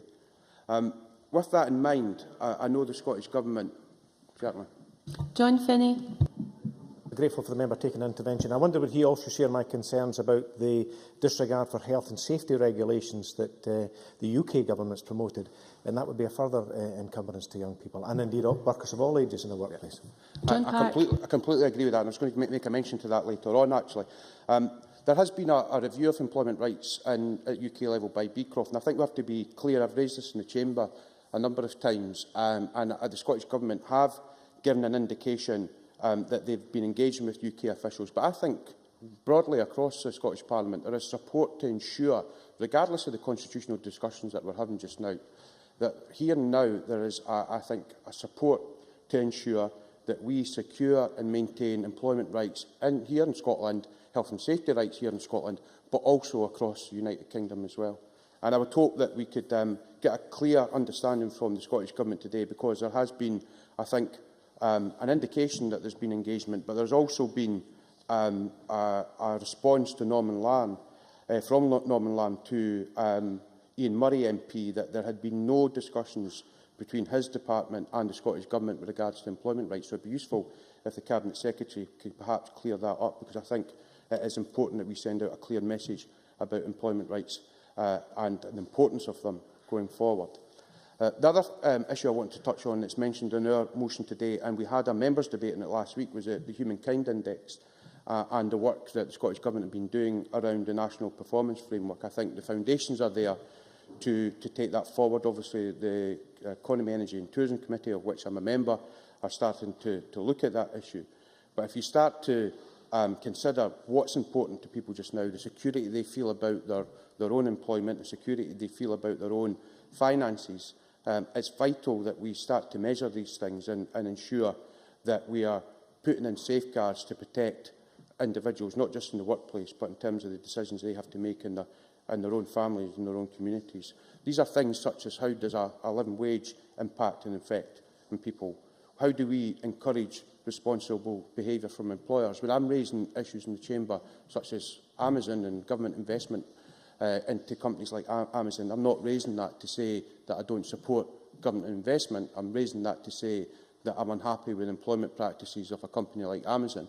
And if we're going to invest in inward investment in a way that drives good employment practice and make sure that we have good employers in this country, obviously government investment, whether that comes from UK level or Scottish Government, is an important lever in making that happen.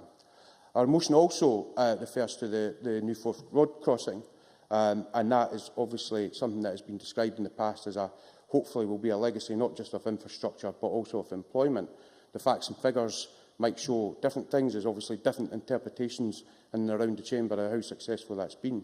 But I think we will agree that there has obviously been some problems and issues with the procurement process, because if there hadn't been, we wouldn't be seeing a new procurement bill coming to this Chamber to be debated, to improve those processes, to ensure that we do get that employment and infrastructure legacy and similar projects going forward. So with that in mind, Deputy Presiding Officer, to finish, I think the main aspect of our economic strategy has to be about supporting our young people, not just into work, but also when they're in work. We have to make sure that the UK Government fully understands the Scottish Parliament's position on employment rights, and our procurement proposals of the future mandate training, they ensure first-class employment practice, and they prioritise opportunities for Scottish workers. Thank you. Before I call Rob Gibson, can I just remind the Chamber that if anyone makes an intervention, then the request to speak will be cancelled, and if they still wish to participate in the debate, they must repress the request to speak. Rob Gibson, to be followed by Chick Brodie. Thank you, Presiding Officer. My good friend and former colleague, Jim Mather, used to talk about the basic needs of modern nations. He talked about the fact that we needed to have a good supply of land, water, energy, to power our developments, and the knowledge to ensure its success. And Scotland fits the bill very well. So I'd like to explore and discuss some of the successes as well as the constraints of our efforts to deliver economic growth in those areas. To start off, Presiding Officer, on the subject of money and cash, it's quite clear that if, as was mentioned earlier, we've got a Green Investment Bank coming along in 2014-2015, that it's behind the curve. We need to have that kind of investment in the renewable energy industries now. And I instance this as an example. The largest offshore wind farm proposed for these islands in the Murray Firth by Murray Firth Offshore Renewables has brought in partners Repsol and EDP from Spain and Portugal in order to cash up the way in which we can actually face this, because a Scottish company, with the constraints of the government that we have, and indeed the financial markets in London, were not prepared to put up the money that was required. So I would suggest that we need to have a much more beefy form of banking to support energy. Second thing is, I noticed today that Vince Cable is talking about speeding up investment in business by circumventing the big four banks. Well, wouldn't the Green Investment Bank actually be one of these that ought to be taking this challenge up right now? Of course, we can get small local banks going. We've got a fantastic credit union in the Highlands and Islands and many other places, but that's for very small loans. We need big banks to deal with these huge projects. Now, looking at the energy structures that have been making progress, let me just mention NIG in my constituency, Global Energy Group, have just completed a £25 million refurbishment project on the GSF Galaxy 1 rig. £25 million worth in a few months, employing 500 people. That's the kind of process which will continue as the North Sea effort increases, and our areas in the north of Scotland are delivering. In renewables, Maygen, who have got a major tidal project for 400 megawatts in the Pentland Firth, are at the planning stage with Marine Scotland. These are progress made.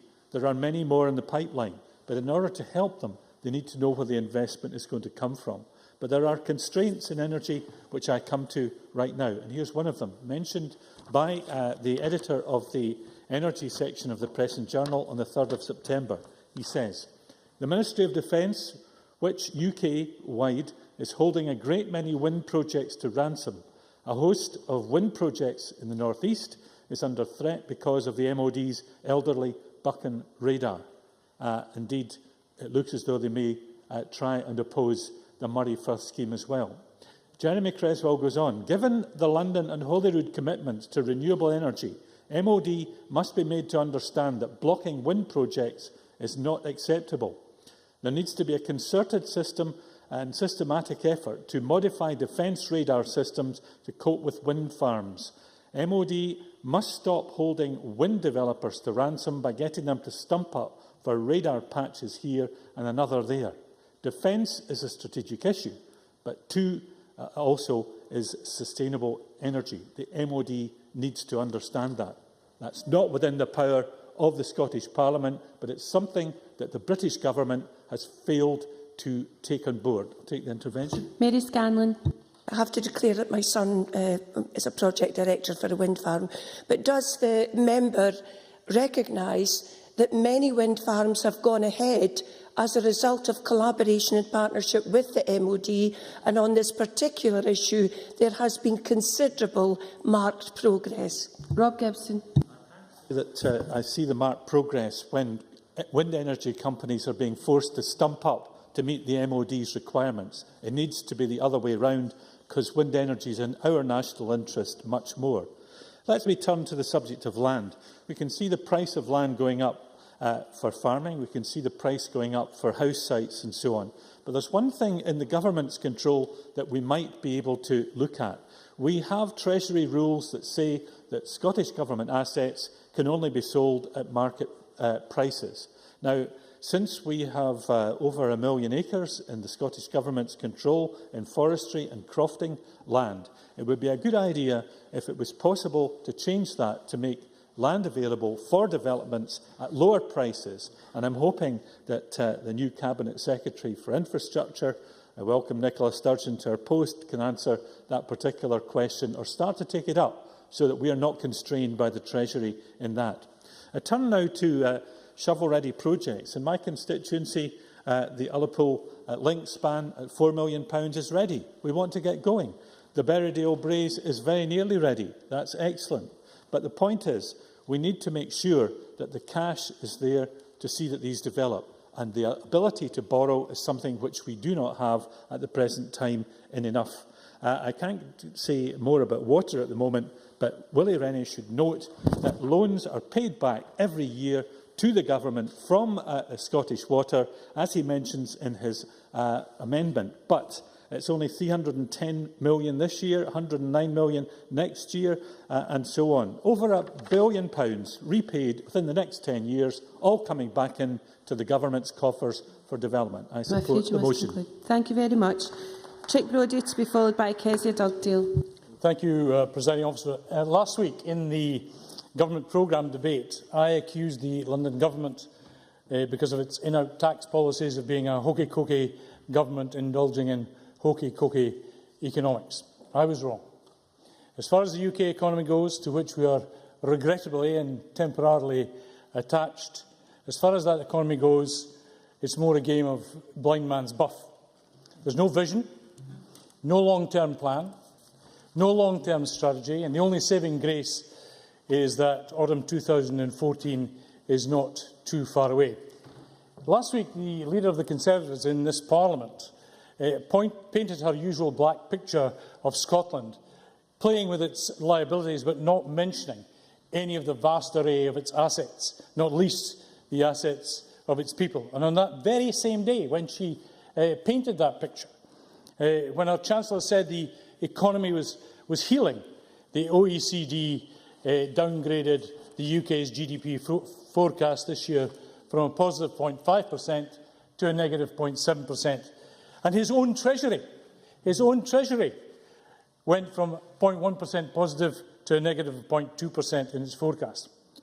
And when he said it was healing, on the same day, Nobel Prize winners like Professor James Mirrlees and David Blanchflower, an ex-member of the monetary policy of the Bank of England, they, along with many others, including Stiglitz, as mentioned, Krugman, Stadelsky, called on George Osborne to heed the Scottish Government calls and invest in capital infrastructure.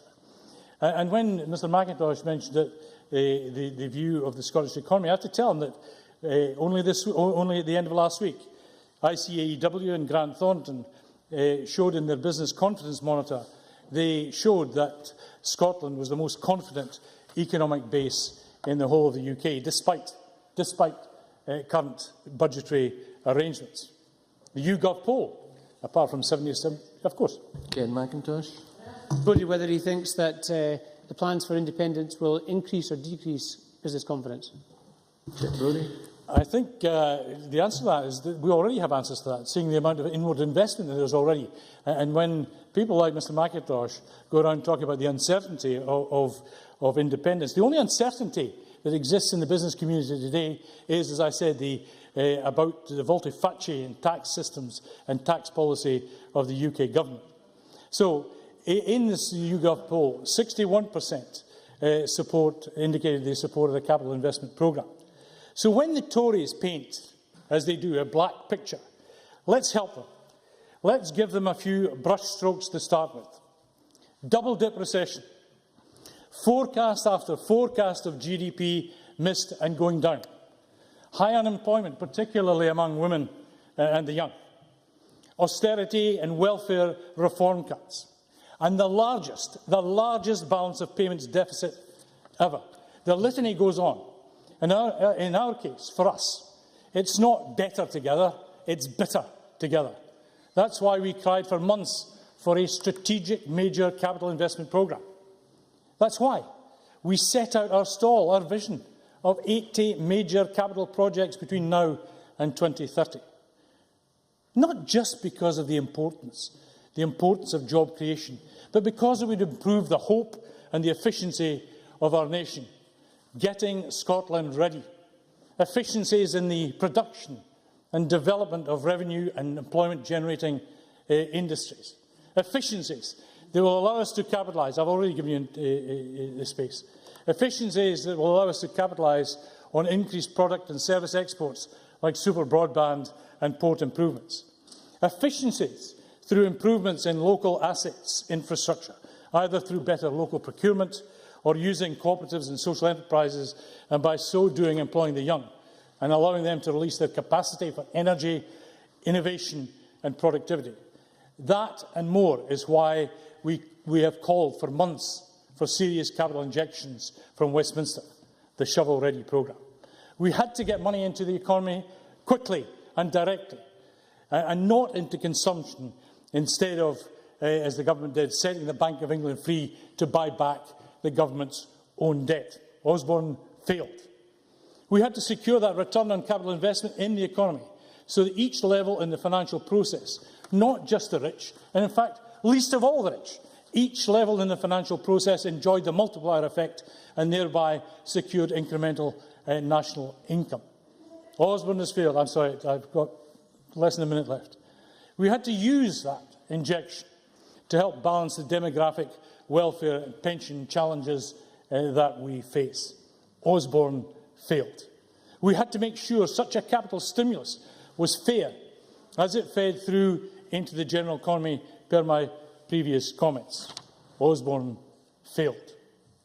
And finally, Presiding Officer, that capital injection, that capital stimulus would have allowed us to focus, as we are doing here, on reaching job losers and the young and skilling them up for future employment in the new landscape of Scotland. Osborne's failure, the London government's failure to release capacity for capital investment, is an indictment of economic management. Mr Osborne, close now, please. I'm closing. In his infrequent forays to Scotland says independence creates economic uncertainty. You're closing now. Your failed policies, Mr Osborne, Thank you. These are the ones that create uncertainties. Now call on Kezia Dugdale to be followed by John Mason. Thank you, Presiding Officer. In his speech during the legislative programme last week, the First Minister said that there had never been an economic recovery without recovery first in the construction sector. And I think that we need to make sure that when that recovery comes, it's those out of work, particularly young people, who benefit from the recovery. And I must say the signs aren't good. The Scottish Government are very well aware of my own concerns about the detail of their modern apprenticeship programme. 26,000 of the modern apprenticeships which they delivered last year, 10,000 of them went to folk who were already in work for 6 months or more. And when you look at the detail of where those modern apprenticeships went, there's a real distance between the skills needs of the economy, the future skills needs of the economy, and where we're actually delivering modern apprenticeship programmes. And I'd like to just mention a few of the statistics to the Chamber. Since 2008, the percentage of modern apprenticeships in the construction industry has fallen from 22% to 9%. In engineering, the percentage of modern apprenticeships has gone from 13% to 5%. And electrical technical apprenticeships, the percentage has gone from 9% to 2%. So we've got 26,000 modern apprenticeships, but the percentage number of those industries which are going to grow in the future is actually going down when it comes to opportunities for our young people in this country. What we have seen is a rapid increase in the number of modern apprenticeships in retail, in administration and in hospitality, many of which have been taken up by people already established in employment. And I have to make an appeal to John Swinney, who I wish was in the Chamber, because I say this in the most sincerest way. He has to look at this again. He has to make sure that the skills agenda matches the future skills needs of the economy. And there's another example of that when it comes to construction apprenticeships in particular. In the first quarter of 2012-2013, 110 apprentices were made redundant in Scotland. 75 of those were from the construction industry. That's 68% of the redundant apprenticeships came from one particular industry. And what does this government do? They scrap the Adopt an Apprentice scheme, the very scheme that's designed to help new businesses keep or take on redundant apprentices. They also scrapped the Safeguarding an Apprenticeship scheme, which is a fund of money, £75 a week to small companies struggling to keep their young people on. This government got rid of that. And I would really wish John Swinney was in the Chamber just now so that he could make a commitment to say that he would look again at this, because there's an advantage here for young people and for businesses. It's cheaper for businesses to take on apprentices who've been made redundant. Of course it is, because they're getting them half qualified or 3/4 qualified. It's about getting them just before they've completed their qualifications. And it's a real shame that we're failing these young apprentices. Page 34 of the SNP's manifesto says that they will create 500 dedicated apprenticeships in the renewable energy sector. I tabled a question to the government to ask them how well they were progressing on that ambition. In the answer S4W 08482, Angela Constance says it is not possible to identify how many of these people work in the renewable sector. If the government isn't counting their own manifesto commitment, how can we possibly be sure that the skills needs of the economy are going to be met by the youth unemployment crisis? If he's very brief, of course. Rob Gibson. I mentioned in my speech about the Nig Energy Park. There are 30 apprenticeships being completed every 10 weeks in skilling people up for fabrication. Over the next 5 years, that's going to be an awful lot of people. There's one figure to show you that in engineering there are people being trained. Kezia Dugdale. That's 30, Presiding Officer. There's another 470 to go. And it looks as if the backbench member of the SNP has a better idea of what's going on in the government than the front bench do. And that's a serious, serious concern. The bottom line, Presiding Officer, is that the SNP are obsessed with round numbers. 26,000 modern apprenticeships, 500 in renewable energy, but with no grasp of the detail of how they're going to deliver that, no grasp of how they're going to reach those commitments. And I've got serious concerns about that, which I really genuinely hope will be addressed in the summing up, because if they're not, Presiding Officer, what are we actually doing here? I really think that point needs to be made. I do want to make a positive contribution in the last 90 seconds that I've got, and that's to well, you know, wait for it, Mr Hepburn. I'm sure you'll appreciate this. We've got a fantastic Labour SNP council in Edinburgh just now, and we should talk about it a wee bit more. And they're doing lots of positive things around small business and how to encourage small businesses to grow. And I've really enjoyed the experience of working closely with them. And one of the aspects we need to look at is the confidence that small businesses need in order to recruit young people. And I am fed up of an environment that we are sending out from this government that it is a duty for business to take on unemployed young people, that they have to do their bit to tackle the crisis. Of course that's important, but we've got to watch the mood music here, because actually young people offer businesses a huge opportunity, an amazing potential to grow their businesses, to economically develop, to diversify what their companies do and deliver. There's a great example of that in Edinburgh, in a company called Adcentive, who are starting to specialise in car wrapping. That's where you literally wrap cars in adverts. It's a new skill. We need modern apprenticeship frameworks that encourage young people to take up that opportunity. The young people that I meet in these schemes desperately want to contribute to society. They need support to get into these jobs, to keep these jobs. This is the type of growth industry that we should be concentrating our skills agenda around. I wish we had more opportunity to talk about that today, Presiding Officer. And I sincerely hope that whoever's summing up for the SNP can explain how their employment practices meet the future skills needs of our economy. Many thanks. Now call on John Mason to be followed by Margaret McCulloch. A tight 6 minutes, please. Thank you, Presiding Officer. Clearly, the budget is the main piece of legislation this year which can have the biggest impact on the economy. Last year's move towards capital expenditure and preventative spending was very welcome, and I look forward to more similar positive moves this year. Clearly, one of the challenges we face is to try and tackle the real problems that many people are facing today, but also to take a long-term view, which is presumably why the word sustainable appears in the motion title and in many speeches. Unemployment is one of these key challenges, and especially for young people. And of course, it's very easy to stand in this chamber and demand more jobs or demand more spending in one particular area. But we have to be told as well where the money is to come from, and if more is to be spent in one area, then presumably less has to be spent somewhere else. And I would take that opportunity of saying how categorically I disagree with Helen Eadie in her suggestion that former coalfields should somehow trump other areas of greater need in this country. As far as I'm concerned, the government's funding should be targeted at those in greatest need and should not be ring-fenced purely for ex-coalfields. Now, within the unemployment area, the picture clearly gets quite complex. Over the summer, I visited a number of local businesses, including at least 2 engineering companies, and yesterday I met the Chamber of Commerce in Glasgow. And a common theme from them, which I think touches on the speech we've just heard from Kezia Dugdale, was that there is a shortage of applicants for engineering-related jobs, both graduates and others. And that was also raised by Scottish Power at a youth employment event we had before the summer in Glasgow, which Angela Constance attended. So how are we to tackle this? I wonder if schools are doing enough always to encourage young people into engineering. I was encouraged on Friday at one school where Jackson Carlow and myself were on the panel that the head teacher said that he felt engineering was being considered more seriously as a career option by pupils. But I think sometimes in the past engineering has been the poor relation compared to some of the other professions like medicine, law and other subjects. But given the needs we have, we see in the North Sea the huge needs for engineering expertise, not to mention the whole renewables sector that's coming up. We do need to ensure that enough engineers are being trained and coming through. We've also heard a lot in the Finance Committee about young people who are far from the workplace, and even if jobs are available, not all are engaged and involved enough to take up these opportunities. It's often not easy for someone to get into a job when perhaps their family background is that very few people they have known have actually been out to work every day. And it can take a serious amount of input to change attitudes. But I think it's not just for that individual or even that family, but it's for the whole of us as society who benefit if we do invest in these kind of individuals.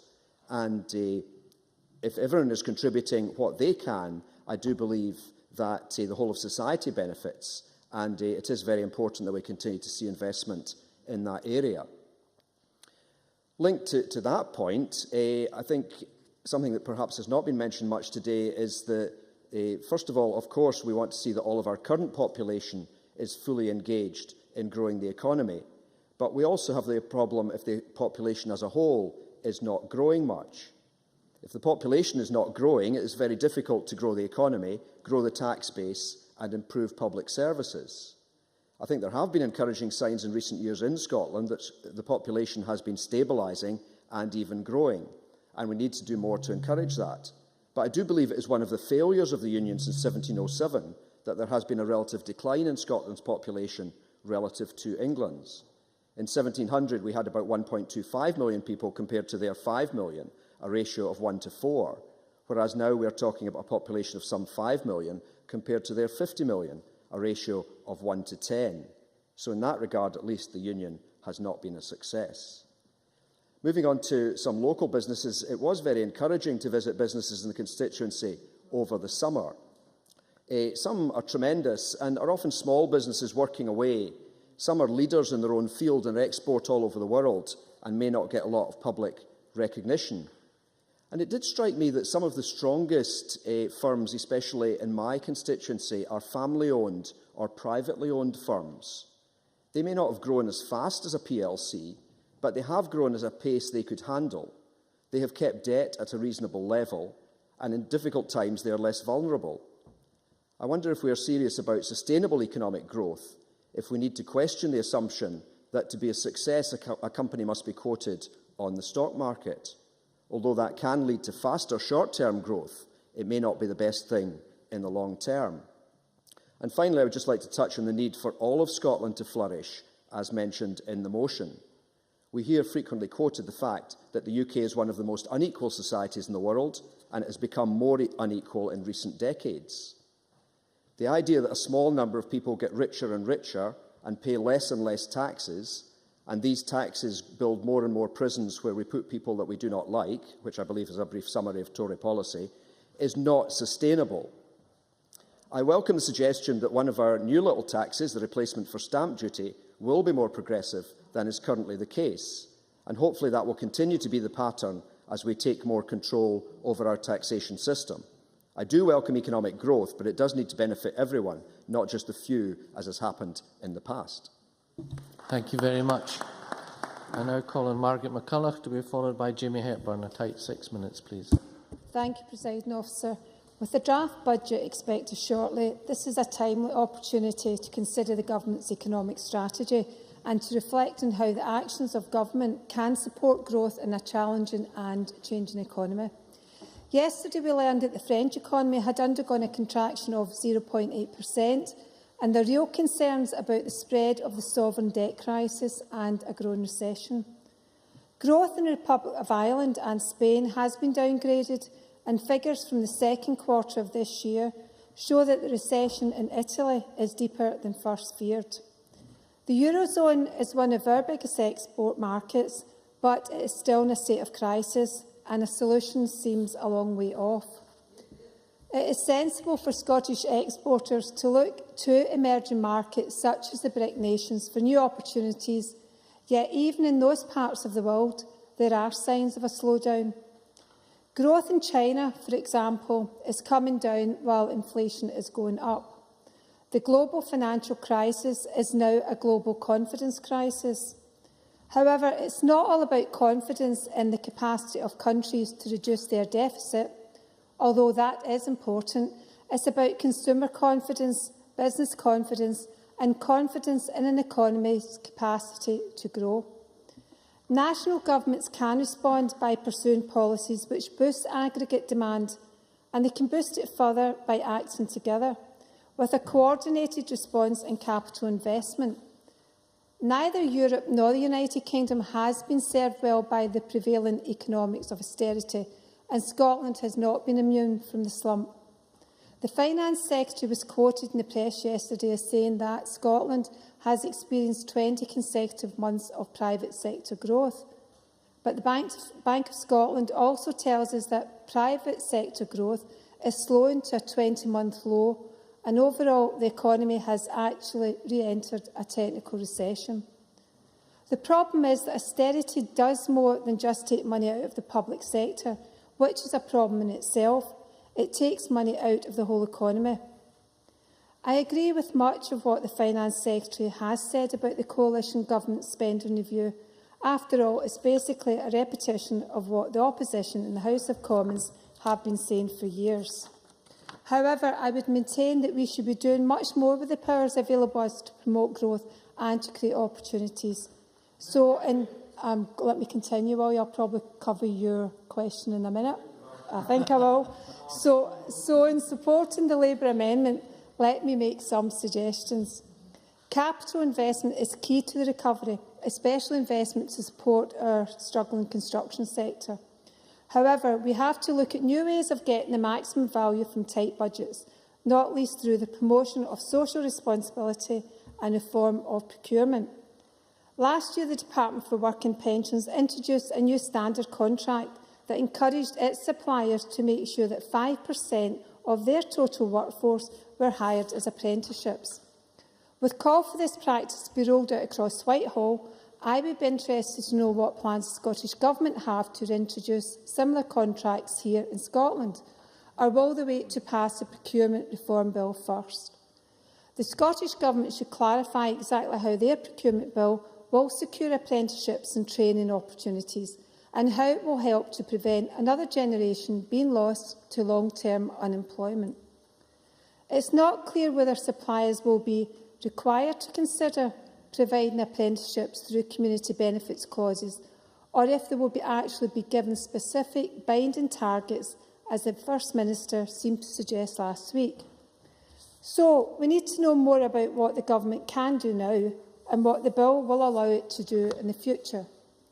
Finally, I would ask what the Scottish Government are doing to make the whole process of valuation of non-domestic rates more transparent and more effective. Local valuation boards are under huge pressure, but their staff and the resources are limited. Their caseload has increased substantially since the recession, with a spike in the number of appeals that are being lodged, and too many of our small businesses here in Scotland are faced with long, even excessive waits for a decision. I can think of one local business in South Lanarkshire that was initially told that an appeal hearing for their property would take place in December 2011, only to have it delayed until February, then March, and then told it was unlikely to be held until the end of the summer. I know that appeals can take time, but with the extra pressure on assessors and on businesses due to an economic situation that is entirely out with their control, I would hope the Scottish Government could review the process as a matter of urgency. Presiding Officer, it's not clear what the future holds for the world economy, let alone the economy of Scotland.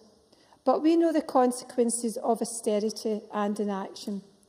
The Government have this week reported on their economic strategy, but the real test of their priorities will come when they present their draft budget and have to demonstrate to a sceptical public that they can turn their words into actions. Thank you. Thank you.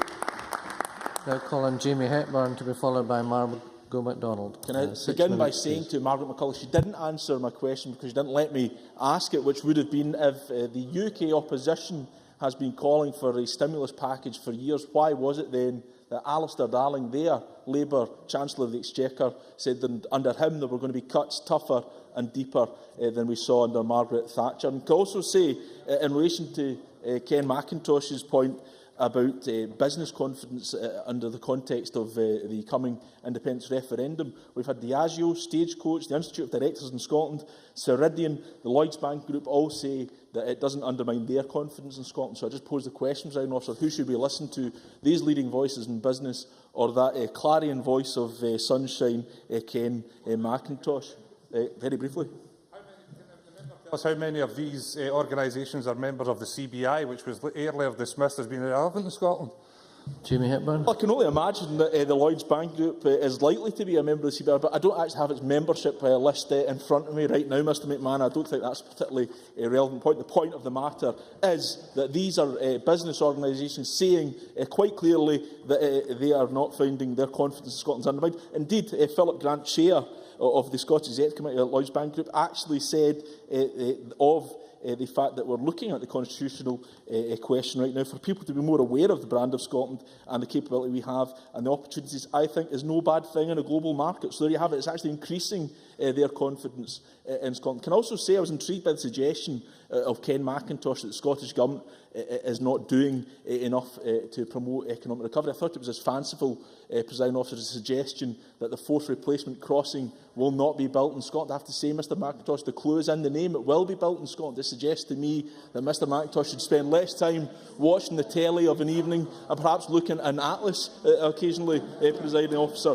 But let's look at some of the things that the Scottish Government have been doing to promote economic recovery. In June, the Finance Secretary announced a further £105 million package of economic stimulus to create jobs and growth, such as the £22 million for renewables and low-carbon initiatives, accelerated investment of £15 million and an extra £20 million investment in housing. I have to say, in terms of the point that's been made about the apparent crisis we have in social housing, I have to say we've seen the most significant number of social houses being built in my constituency for a considerable amount of time, and certainly more than we saw under the Labour Liberal Scottish Gazette. So it makes those concerns being expressed somewhat hollow as far as I'm concerned. And we're seeing other efforts as well. Of course, President Officer, the £70 million in National Renewables Infrastructure Fund, which of course leverages private sector investment to develop the necessary infrastructure to support offshore renewables. Suffice to say there is more, but I want to move on. But the idea that this government is not doing all it can within the limited confines of the devolved settlement is nonsense. And if we look at the Westminster, of course... Ken McIntosh. He paints this glowing, rosy picture, which I think most businesses and most people out there would struggle to recognise. Can I just ask him, what impact did cutting £86 million from the housing budget last year have? Did it have any relation to the 12,000 jobs lost in the construction industry? Jamie Hepburn. Mr McIntosh knows there are more social houses for rent being built now than there was under his party in government. So the picture in housing that he paints is not accurate. And let me say, I'm not painting a picture that is entirely rosy, because let's look at what Westminster's doing for economic recovery. I was intrigued, as much as I was intrigued by Ken McIntosh's suggestion that the Scottish Government's not doing enough. I was intrigued by the suggestion of Mary Scanlon's concept that there is good news from Westminster. Well, let's look at what some of the world's leading economists have to say about the approach being taken by the UK Government. Joe Stiglitz is saying that we should call off the mad austerity, saying it's a certain recipe for exacerbating the recession and inflicting unnecessary pain on the economy. Paul Krugman says that if everyone tries to slash spending at the same time, that's a recipe for what you've got, a depressed economy. Mary Scanlon. Mary Scanlon.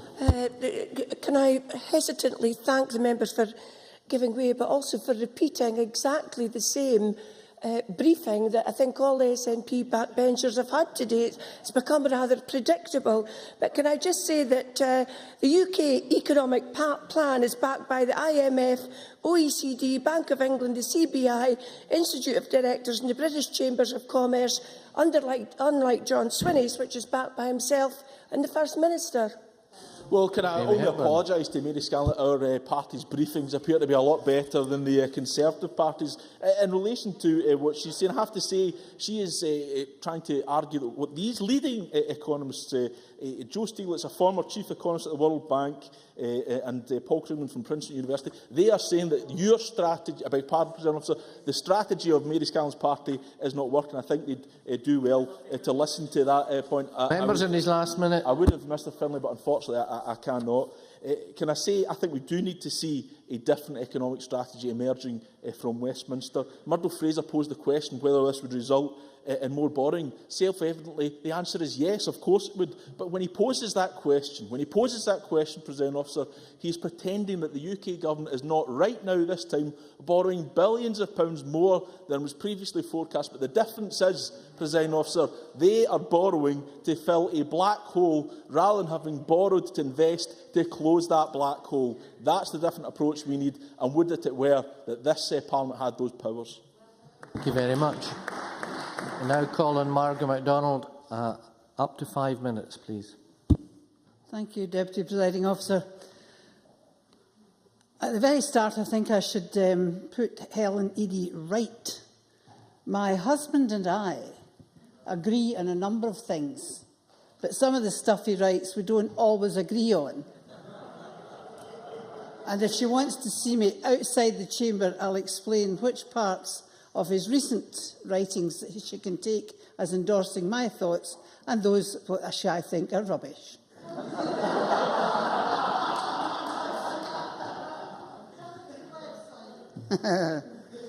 Now, I want to start by being absolutely positive and agreeing with Ken McIntosh. There is one thing in the Labour amendment that I can agree with. I think it is not wise to have combined the two most important portfolios possibly in one minister. I think it would have been wiser to separate the referendum from the ongoing business of governing this House. As I said in the last debate we had in here, we should keep the things separate, because I came through the 79 referendum when the business of the Constitution and what changes we were going to make to it became absolutely entangled with party policy.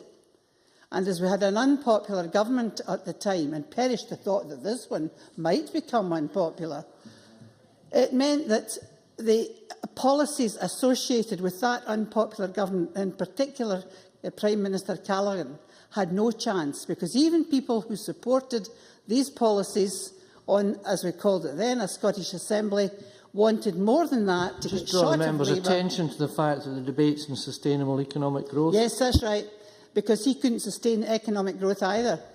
And that's why he was unpopular, Deputy Presiding Officer. However, I caution the Government on this very basic point. Now, Mark MacDonald said that wise borrowing is good. Well, yes. And then demonstrated the snakes and ladders nature of Mr Swinney's job. I don't think it possible to achieve some of the things that everybody said that they wanted to achieve when you've only got 10% of your total spending at your decision-making of your department to decide what your priorities are. I just don't think it's possible to do. However, perhaps we'll hear in the summing up how that's going to change and improve.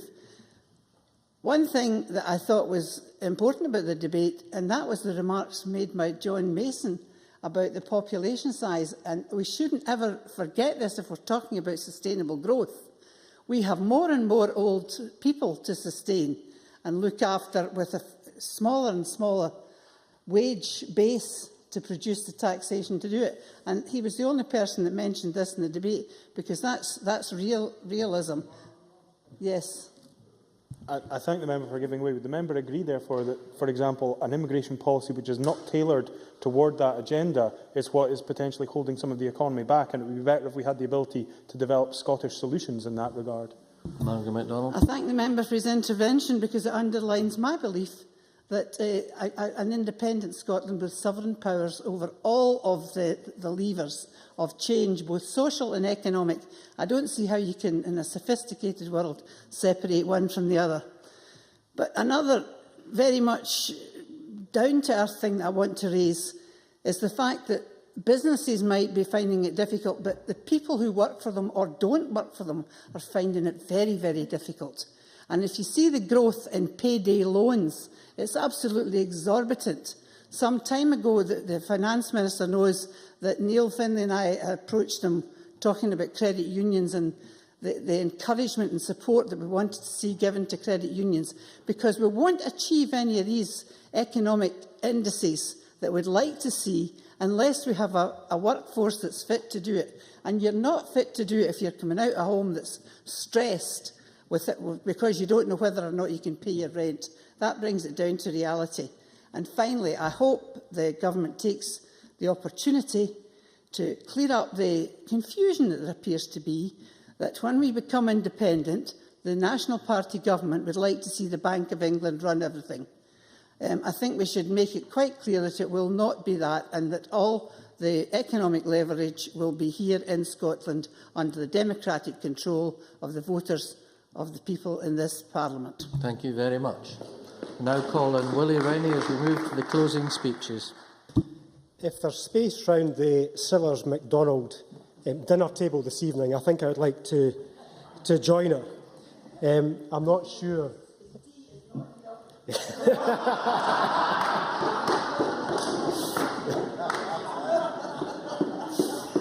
But this has actually been a surprisingly enlightening debate. I think there's been some excellent contributions, actually. I think Linda Fabiani's on procurement, talking about micro businesses, about the economic development tools, the PQQ review of that, and her the impression that I got from her was that she was not satisfied with the proposals that had come forward so far. And that's certainly something that I feel, certainly in Mid-Scotland and Fife, when I talk to businesses there, that they are concerned about the procurement process. So I commend Onda Fabiani for her contribution. And to Margaret McCulloch, certainly. Richard Simpson. Could do would be to ensure that where we are procuring as a government or procuring through public sector, that the people we procure for pay their subcontractors in a timely fashion, because cash flow is a big problem for small businesses. Germany has this, we should have this. Willie Rennie. I think that's right. I mean, there should be good practice for all those who are benefiting from the public procurement bill, but we have to be careful about the constraints that we're putting on the process, because there are a number of people who are contributing to the debate, environmentalists, scientists who want innovation within it. We want the living wage, we want good practice in terms of how you've outlined.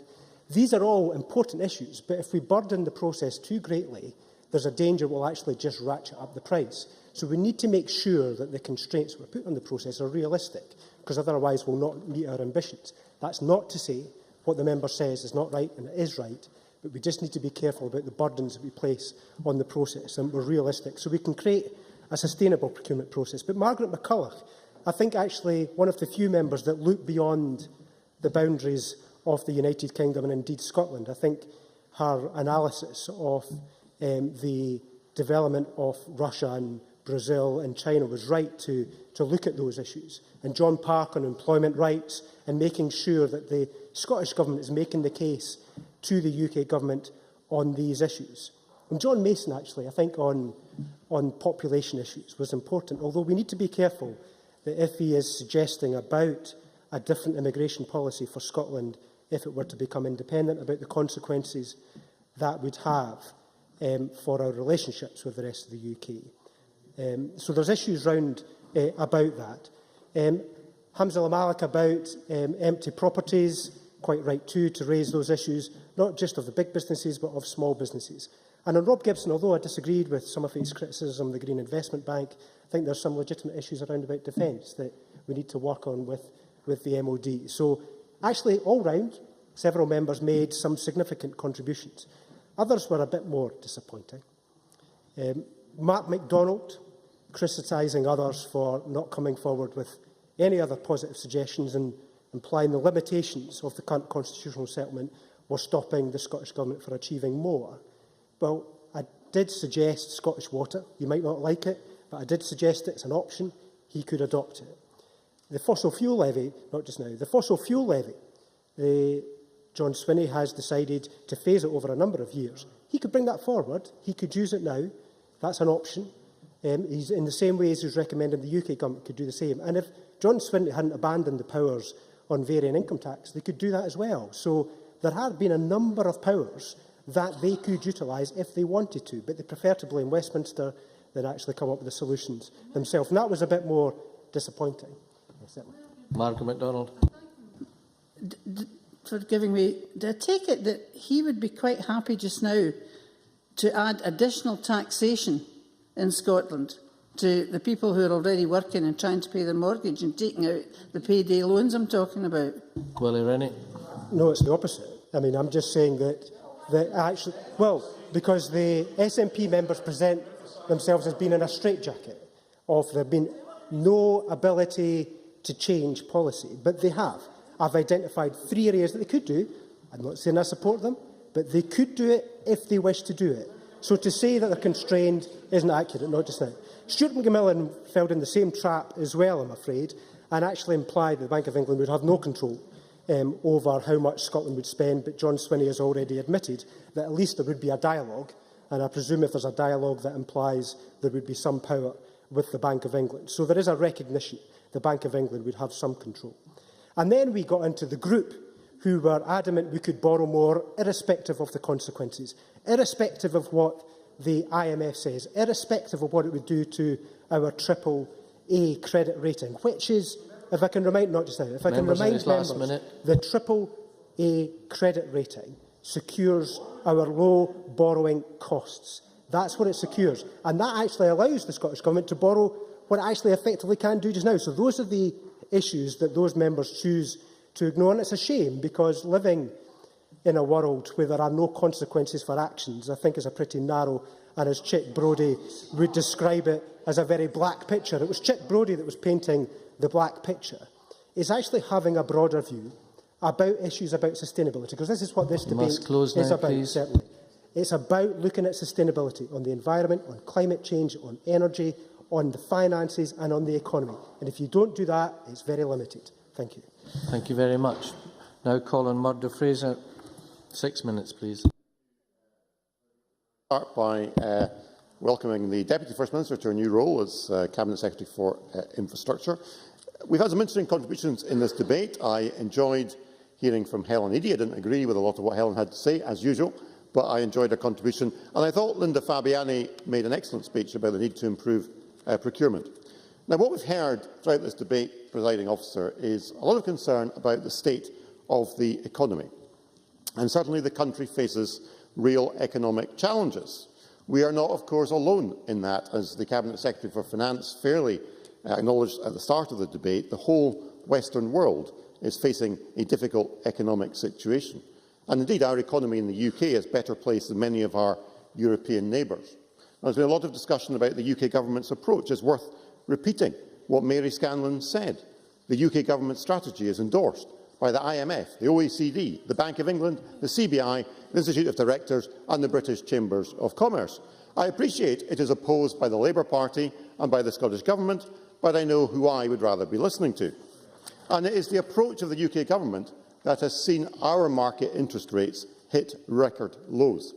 This has delivered a historic low mortgage rate for ordinary families across the country and low borrowing rates for businesses, vitally important in these troubled times. The latest figures have seen the UK economy rise from 10th to 8th in the World Economic Forum Global Competitiveness Report. Now, I'll give way to Mr Brodie, but I do hope he'll take the opportunity, if I give way to him, to disprove the outrageous slur by Mr Sillars that all SNP backbenchers are capable of is dumb loyalty. Chick Brodie. Clearly, Murdo certainly doesn't know me as well as he might. Briefly. Can you tell me the message? You talk about very low interest rates.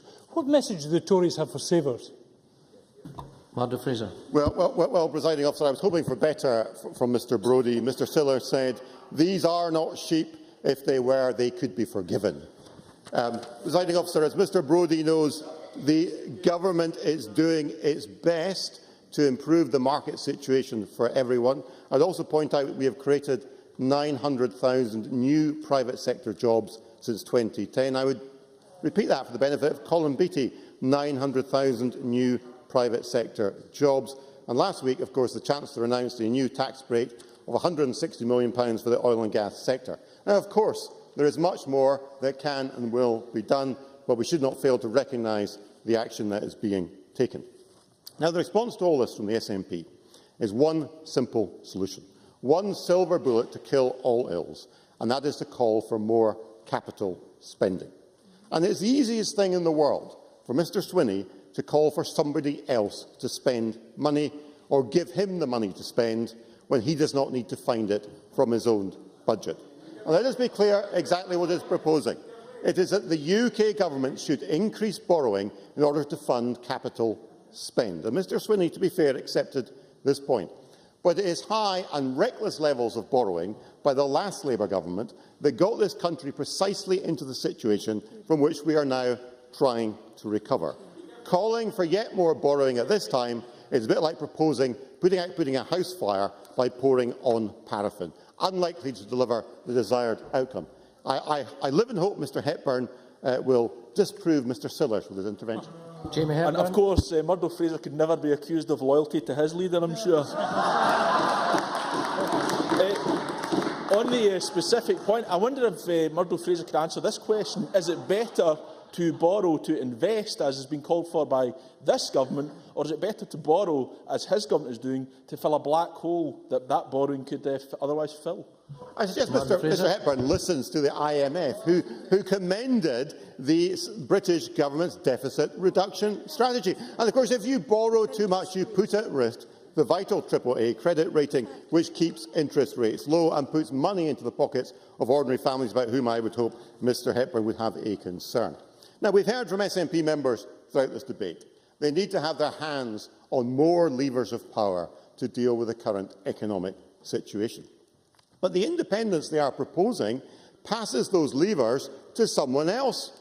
The SNP want to see an independent Scotland retain the pound sterling.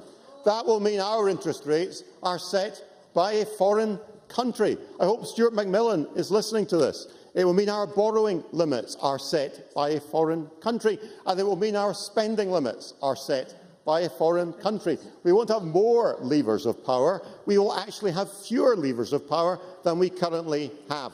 That cannot be independence in anyone's book. It simply does not make sense, and it's good to see, Presiding Officer, that at least Margaret MacDonald gets it if the SNP backbenchers do not. And the problem for the Scottish Government is that it already has substantial levers to use, and it is pulling them in the wrong direction. The retail sector is hit hard, so what does the Scottish Government do? It brings in a specific tax on retailers. The commercial property sector is hit hard, so what does it do? It brings in a specific tax on empty properties, which will result in more business bankruptcies and liquidations. We are seeing college budgets slashed at precisely a time when we should have more training opportunities, and seeing the housing budget cut when we need more jobs in construction. Why would we trust the Scottish Government with more powers when it is using the powers it has not to grow the economy, but to damage business and choke off recovery? Presiding Officer, we don't need more borrowing. Please. We need to stop increasing the taxes on business and look at delivering economic reforms to improve our competitiveness. Thank you. Thank you. I now call on Rhoda Grant. 8 minutes, please. Thank you, Presiding Officer. I certainly welcome the fact that we're debating the economy, and I would have welcomed a refreshed strategy if there was something fresh in it and if there was a new way of dealing with the economy. But it seems to be the same old policies, the same old statistics, and not really taking much notice of the people out there who we seek to represent, who are actually feeling the pain. And indeed, the austerity of the UK government is causing a deeper recession as well. So both governments need to take action to deal with this problem. Helen Eady, in her contribution, talked about the cost of people being out of work compared to the contribution that they would make to the economy if they were working. Getting people back to work is the only way we can get the deficit down. Taxpayers pay into the deficit. Therefore, the higher UK borrowing is actually a sign of their failed approach. But the Scottish Government can't just pass the buck on to the UK Government and say that it's not their fault, they have nothing to say. We've heard that SNP spokespeople this week have been saying that construction has historically led us out of recession. Indeed, John Swinney said that if it wasn't for construction, we would no longer be in recession. But then they go and disproportionately cut the housing budget. What is construction if it's not building houses? We've lost 12,000 jobs in the construction sector. The pledge of the SNP to build 6,000 socially rented houses per annum has gone as well. We need those jobs. We need them to create apprenticeships and to create wealth in our communities. And Jimmy Hepburn was saying that he has never seen so many houses built in his constituency. Well, I would have to say he's alone in this, because I can tell him in mine there are some housing associations that cannot afford to build at all. And the government needs to take some responsibility for this. We've also talked a lot about procurement, and indeed how procurement can boost our economy. And it won't boost our economy if we're giving the work and the wealth that goes with this to other governments and countries. The Fourth Crossing, yes, it's being built within Scotland, but with the products and steel from other countries, that those contracts should have gone to create jobs in our country. So when we look under the Forth Road Bridge, we will probably see stamped on it, made in China. We need... Bruce Crawford. Actually, there's a significant Scottish firm who are part of the consortium that's holding part of that £719 million contract that's currently employing over 1,100 people in Scotland, and there are 306 Scottish firms who are benefiting from the subcontracts. So will Labour stop talking nonsense at this and apologise for misleading the people of Scotland? Rhoda Grant. I will never apologise for fighting for jobs for people in Scotland. Never. And this is a huge missed opportunity. Yes, there are people employed in Scotland, but how many more could be if we got our procurement right? The government are taking forward a procurement bill. They've missed a chance. They've watered it down. That procurement bill should be talking about living wages, talking about carbon targets.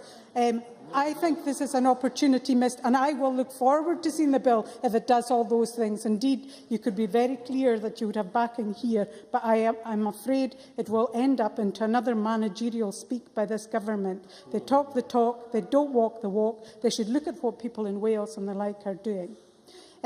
Jean Urquhart, indeed, mentioned confidence in small and medium-sized businesses. And if this government got procurement right, that would create that confidence and provide jobs in our communities. And I would have to say Linda Fabiani also made a very thoughtful speech about the barriers of procurement. And I would hope very much that the government would listen to what she's saying, because she highlighted things like the costs attached to contracting. And others mentioned procurement as well as being pivotal to our recovery. Many speakers talked about young people and indeed the disproportionate effects of the current crisis is having on them. And we need to have them trained and ready for when our economy takes a turn for the better. And we have jobs available in things like renewables. We need to train the apprenticeships now, not, as Kezia Dugdale said, training apprenticeships within work. That's part of lifelong learning. That should be going on a day-to-day basis. These new apprenticeships should be geared at those young people who are unemployed and don't have to go on forming further forgotten generations. So it's in this government's gift to do this. Can I also touch on tourism, because a few people mentioned that. Mary Scanlon mentioned it indeed and talked about concerns of the Federation of Small Businesses. And over the summer I've spoken to an awful lot of tourism businesses, and they talk about the banks, and I know others had spoken about the banks, but they talk about bank lending because they have confidence in their businesses, but nobody will lend, and enterprise agencies are not looking to boost spending in that area as well. There are people out there who are willing to grow their own businesses, willing to put their own money in. The government needs to intervene with the banks and make sure that they lend to our tourism industries, because that would create jobs and investment in Scotland. Margaret McCulloch also mentioned that this debate was timely in that it comes ahead of the budget. And while the government have talked about what they're doing about the economy, the budget will be the real test of what they're doing. And we would back a move to capital spending, but in the last budget we saw cuts in housing. We saw them talk about capital spending. That was actually a continuation of what had gone before. Capital savings from the Forth Crossing was then put into other capital projects, rightly so, but that wasn't new spending. And we also saw enterprise agencies being lauded for having increased capital spending when, under questioning, we discovered that this was very much what had gone on before and it wasn't new. Can I touch briefly as well on the National Performance Framework? And I think this is something we need to embrace as part of our budgeting and economic programme. John Park mentioned it. We've also had a briefing from SCVO about how we need to encompass well-being, social inequalities and environmental impacts into our framework. And I would ask that this be done and considered. In closing, Presiding Officer, can I just say that I've often wondered why narrow nationalism would be good for the Scottish economy, but today we have had two new explanations of how an independent Scotland would benefit. The first one, which took my breath away, came from Mark MacDonald, who said that climate change, in fact, is agreed that climate change knows no national boundaries. In an independent Scotland, the sun would shine, we would have a microclimate. And that led me to wonder if maybe this is why John Mason would think we were going to have a baby boom in an independent Scotland, that our fertility rates would soar as well as our economy. Their assertions absolutely beggar belief. They need to get back to the real business in hand, and that is growing the Scottish economy with the tools they have at their disposal. Many, many thanks. I now call on the Cabinet Secretary, Nicola Sturgeon, to wind up. You have until 4:59, please. Thank you very much, Presiding Officer. I was disappointed that Rhoda Grant had to sit down there. I was really enjoying the advert for independence that we're hearing. The sun will shine, baby booms and all the rest of it. So I think we'll recruit her to this side of the argument before too long. Can I thank members across the chamber for warmly welcoming me, warmly welcoming me to my new post. It's certainly been a very welcome opportunity for me to take part in my first debate on the economy as Cabinet Secretary for Infrastructure. Economic growth is the central objective of this government. It has been the driving obsession of this Finance Secretary since the day and hour of his appointment in 2007. It is the focus of each and every minister in the Scottish Government, and it is undoubtedly my top priority. But you know, there is a coherence about the Scottish Government commitment to economic growth that is completely and utterly lacking from the position of the Labour opposition. Because we don't just will the end result of economic growth, we also will the means to deliver economic growth in Scotland. We absolutely accept our responsibility to use the powers and resources that we have to the full to get our economy growing and to create jobs. And I have to say directly to Rhoda Grant and to others that they are talking nonsense on the fourth crossing.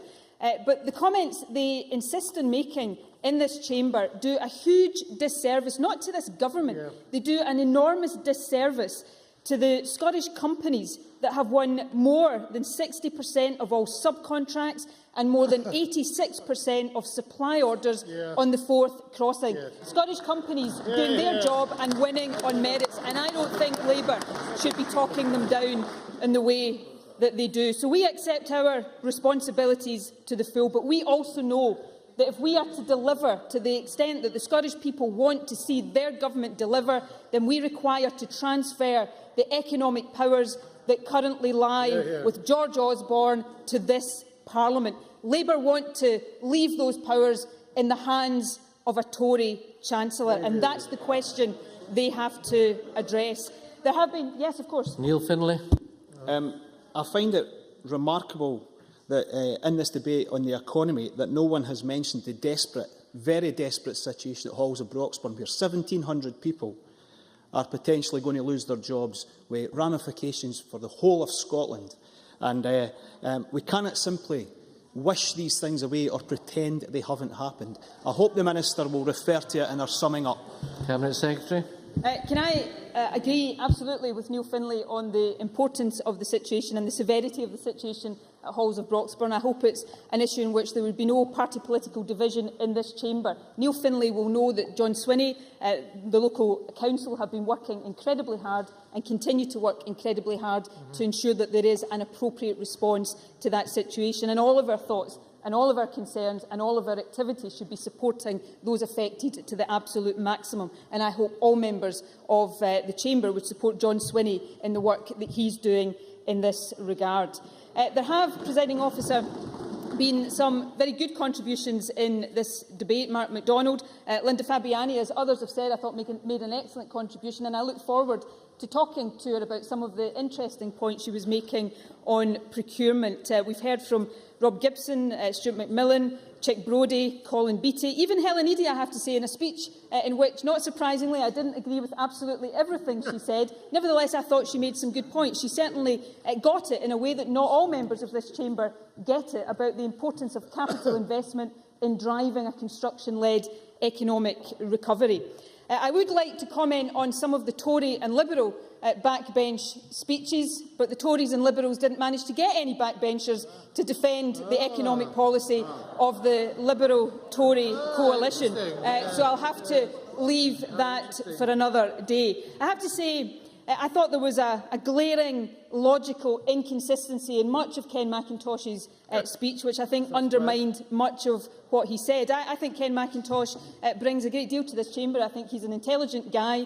Therefore, I can only assume that his refusal is willful, the refusal to see the link, the inextricable link between what the Scottish Government can and cannot do within our current powers and resources and the pressing, driving need for real economic powers for this Parliament. And the question that Labour really must answer, and it is a hard question for Labour to answer, and until they do, I believe they have zero economic credibility, and that is, how can it possibly be in the interests of Scotland and of our economy for decisions on how much capital investment we can devote to creating jobs to be taken by a Tory Chancellor who is ideologically obsessed with a self-defeating and counterproductive austerity agenda? That's a question Labour can't answer. A Chancellor that is cutting capital budgets in Scotland by 33%, burying his head in the sand as growth forecasts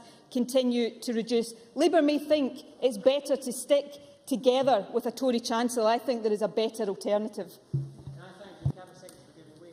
The key point that all the Labour members, I think, made was to ask the SNP to take responsibility for their actions. Can I ask the Cabinet Secretary, what impact did the 86 million cut in housing have, and did it lead to any of the 12,000 jobs lost in that area of work? I'm coming directly to that point in just a second, and I would advise Ken McIntosh to listen to the answer very carefully indeed. But going on to the point that he makes about the importance of what this government does, it is the fact that notwithstanding the cuts from the Tory Liberal coalition government, we're still spending a total of around £3 billion in capital in 2012-13, and we've supported that through a range of actions. John Swinney said earlier and drew attention to the £105 million capital investment package announced back in June. We've switched resource to capital, something that Willie Rennie specifically said was a good idea. We continue to progress the £2.5 billion NPD pipeline of investment. And yes, we are using innovative approaches to levering in additional funding. Now, Ken McIntosh and others have talked about housing budgets. Now, I've put to one side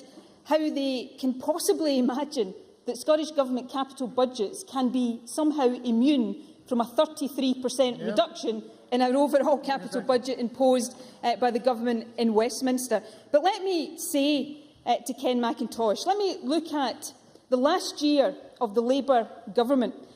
Labour in that year spent £562 million on housing. They built 4,832 affordable houses with that investment. Last year, this government, suffering that cut in our capital budgets, spent £352 million in housing.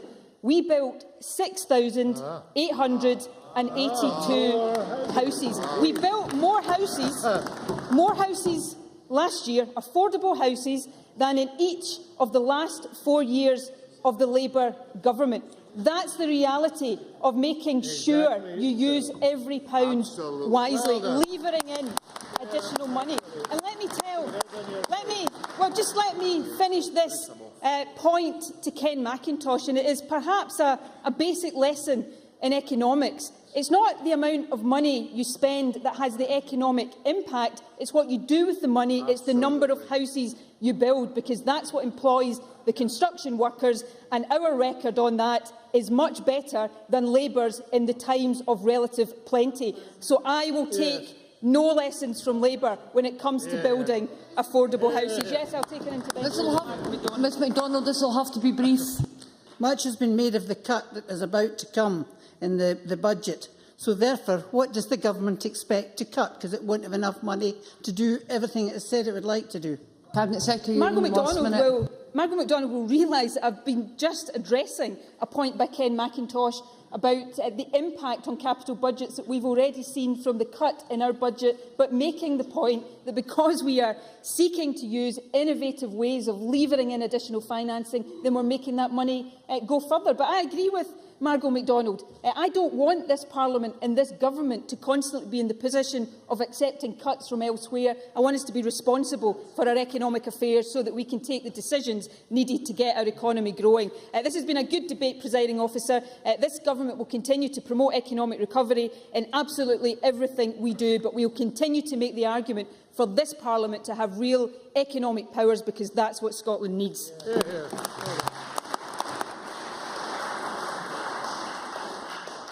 That concludes the debate on actions to deliver a sustainable economic growth. We now move to the next item of business, and there are 4 questions to be put as a result of today's business. Can I remind members in relation to this afternoon's debate, if the amendment in the name of Mary Scanlon is agreed, the amendment in the name of Willie Rennie falls. We now move to question time, decision time. The first question is amendment number 4045.1 in the name of Ken McIntosh, which seeks to amend motion number 4045 in the name of John Swinney on actions to deliver a sustainable economic growth be agreed to. Are we all agreed? The Parliament is not agreed, therefore we'll move to a vote. Members should cast their votes now.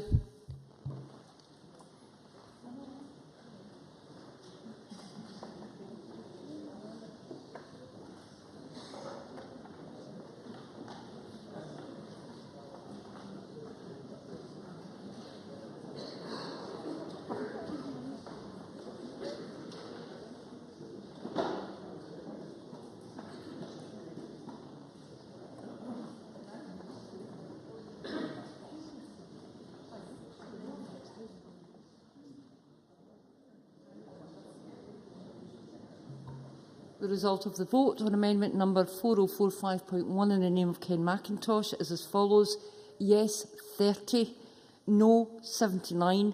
There were no abstentions. The amendment is therefore not agreed to. The next question is amendment number 4045.2 in the name of Mary Scanlon, which seeks to amend motion number 4045 in the name of John Swinney on actions to deliver a sustainable growth be agreed to. Are we all agreed? Yes. The Parliament is not agreed, therefore we'll move to a vote. Members should cast their votes now.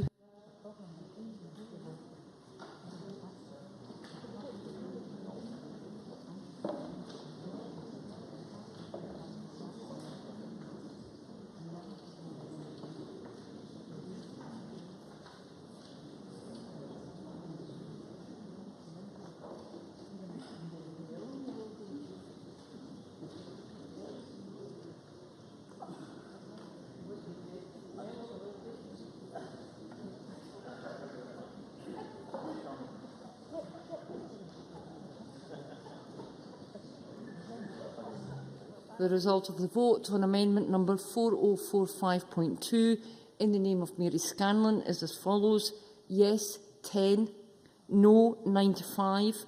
There were 4 abstentions. The amendment is therefore not agreed to.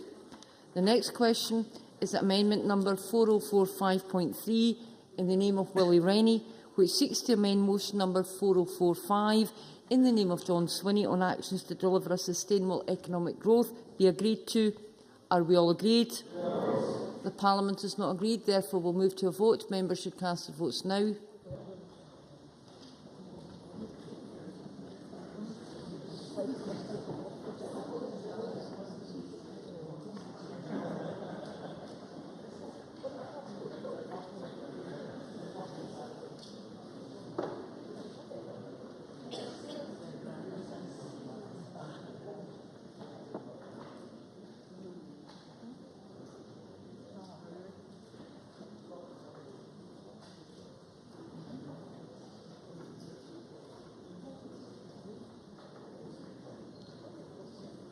The result of the vote on amendment number 4045.3 in the name of Willie Rennie is as follows: yes 4, no 95.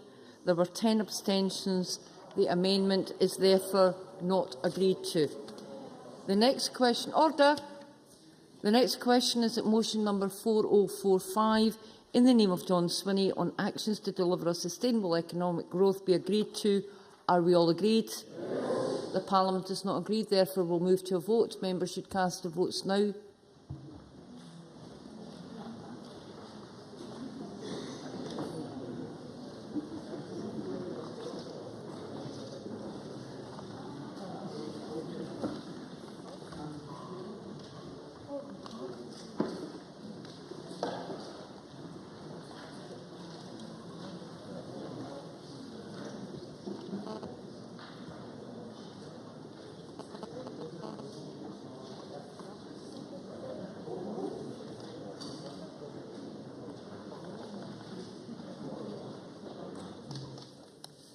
The result of the vote on motion number 4045 in the name of John Swinney is as follows.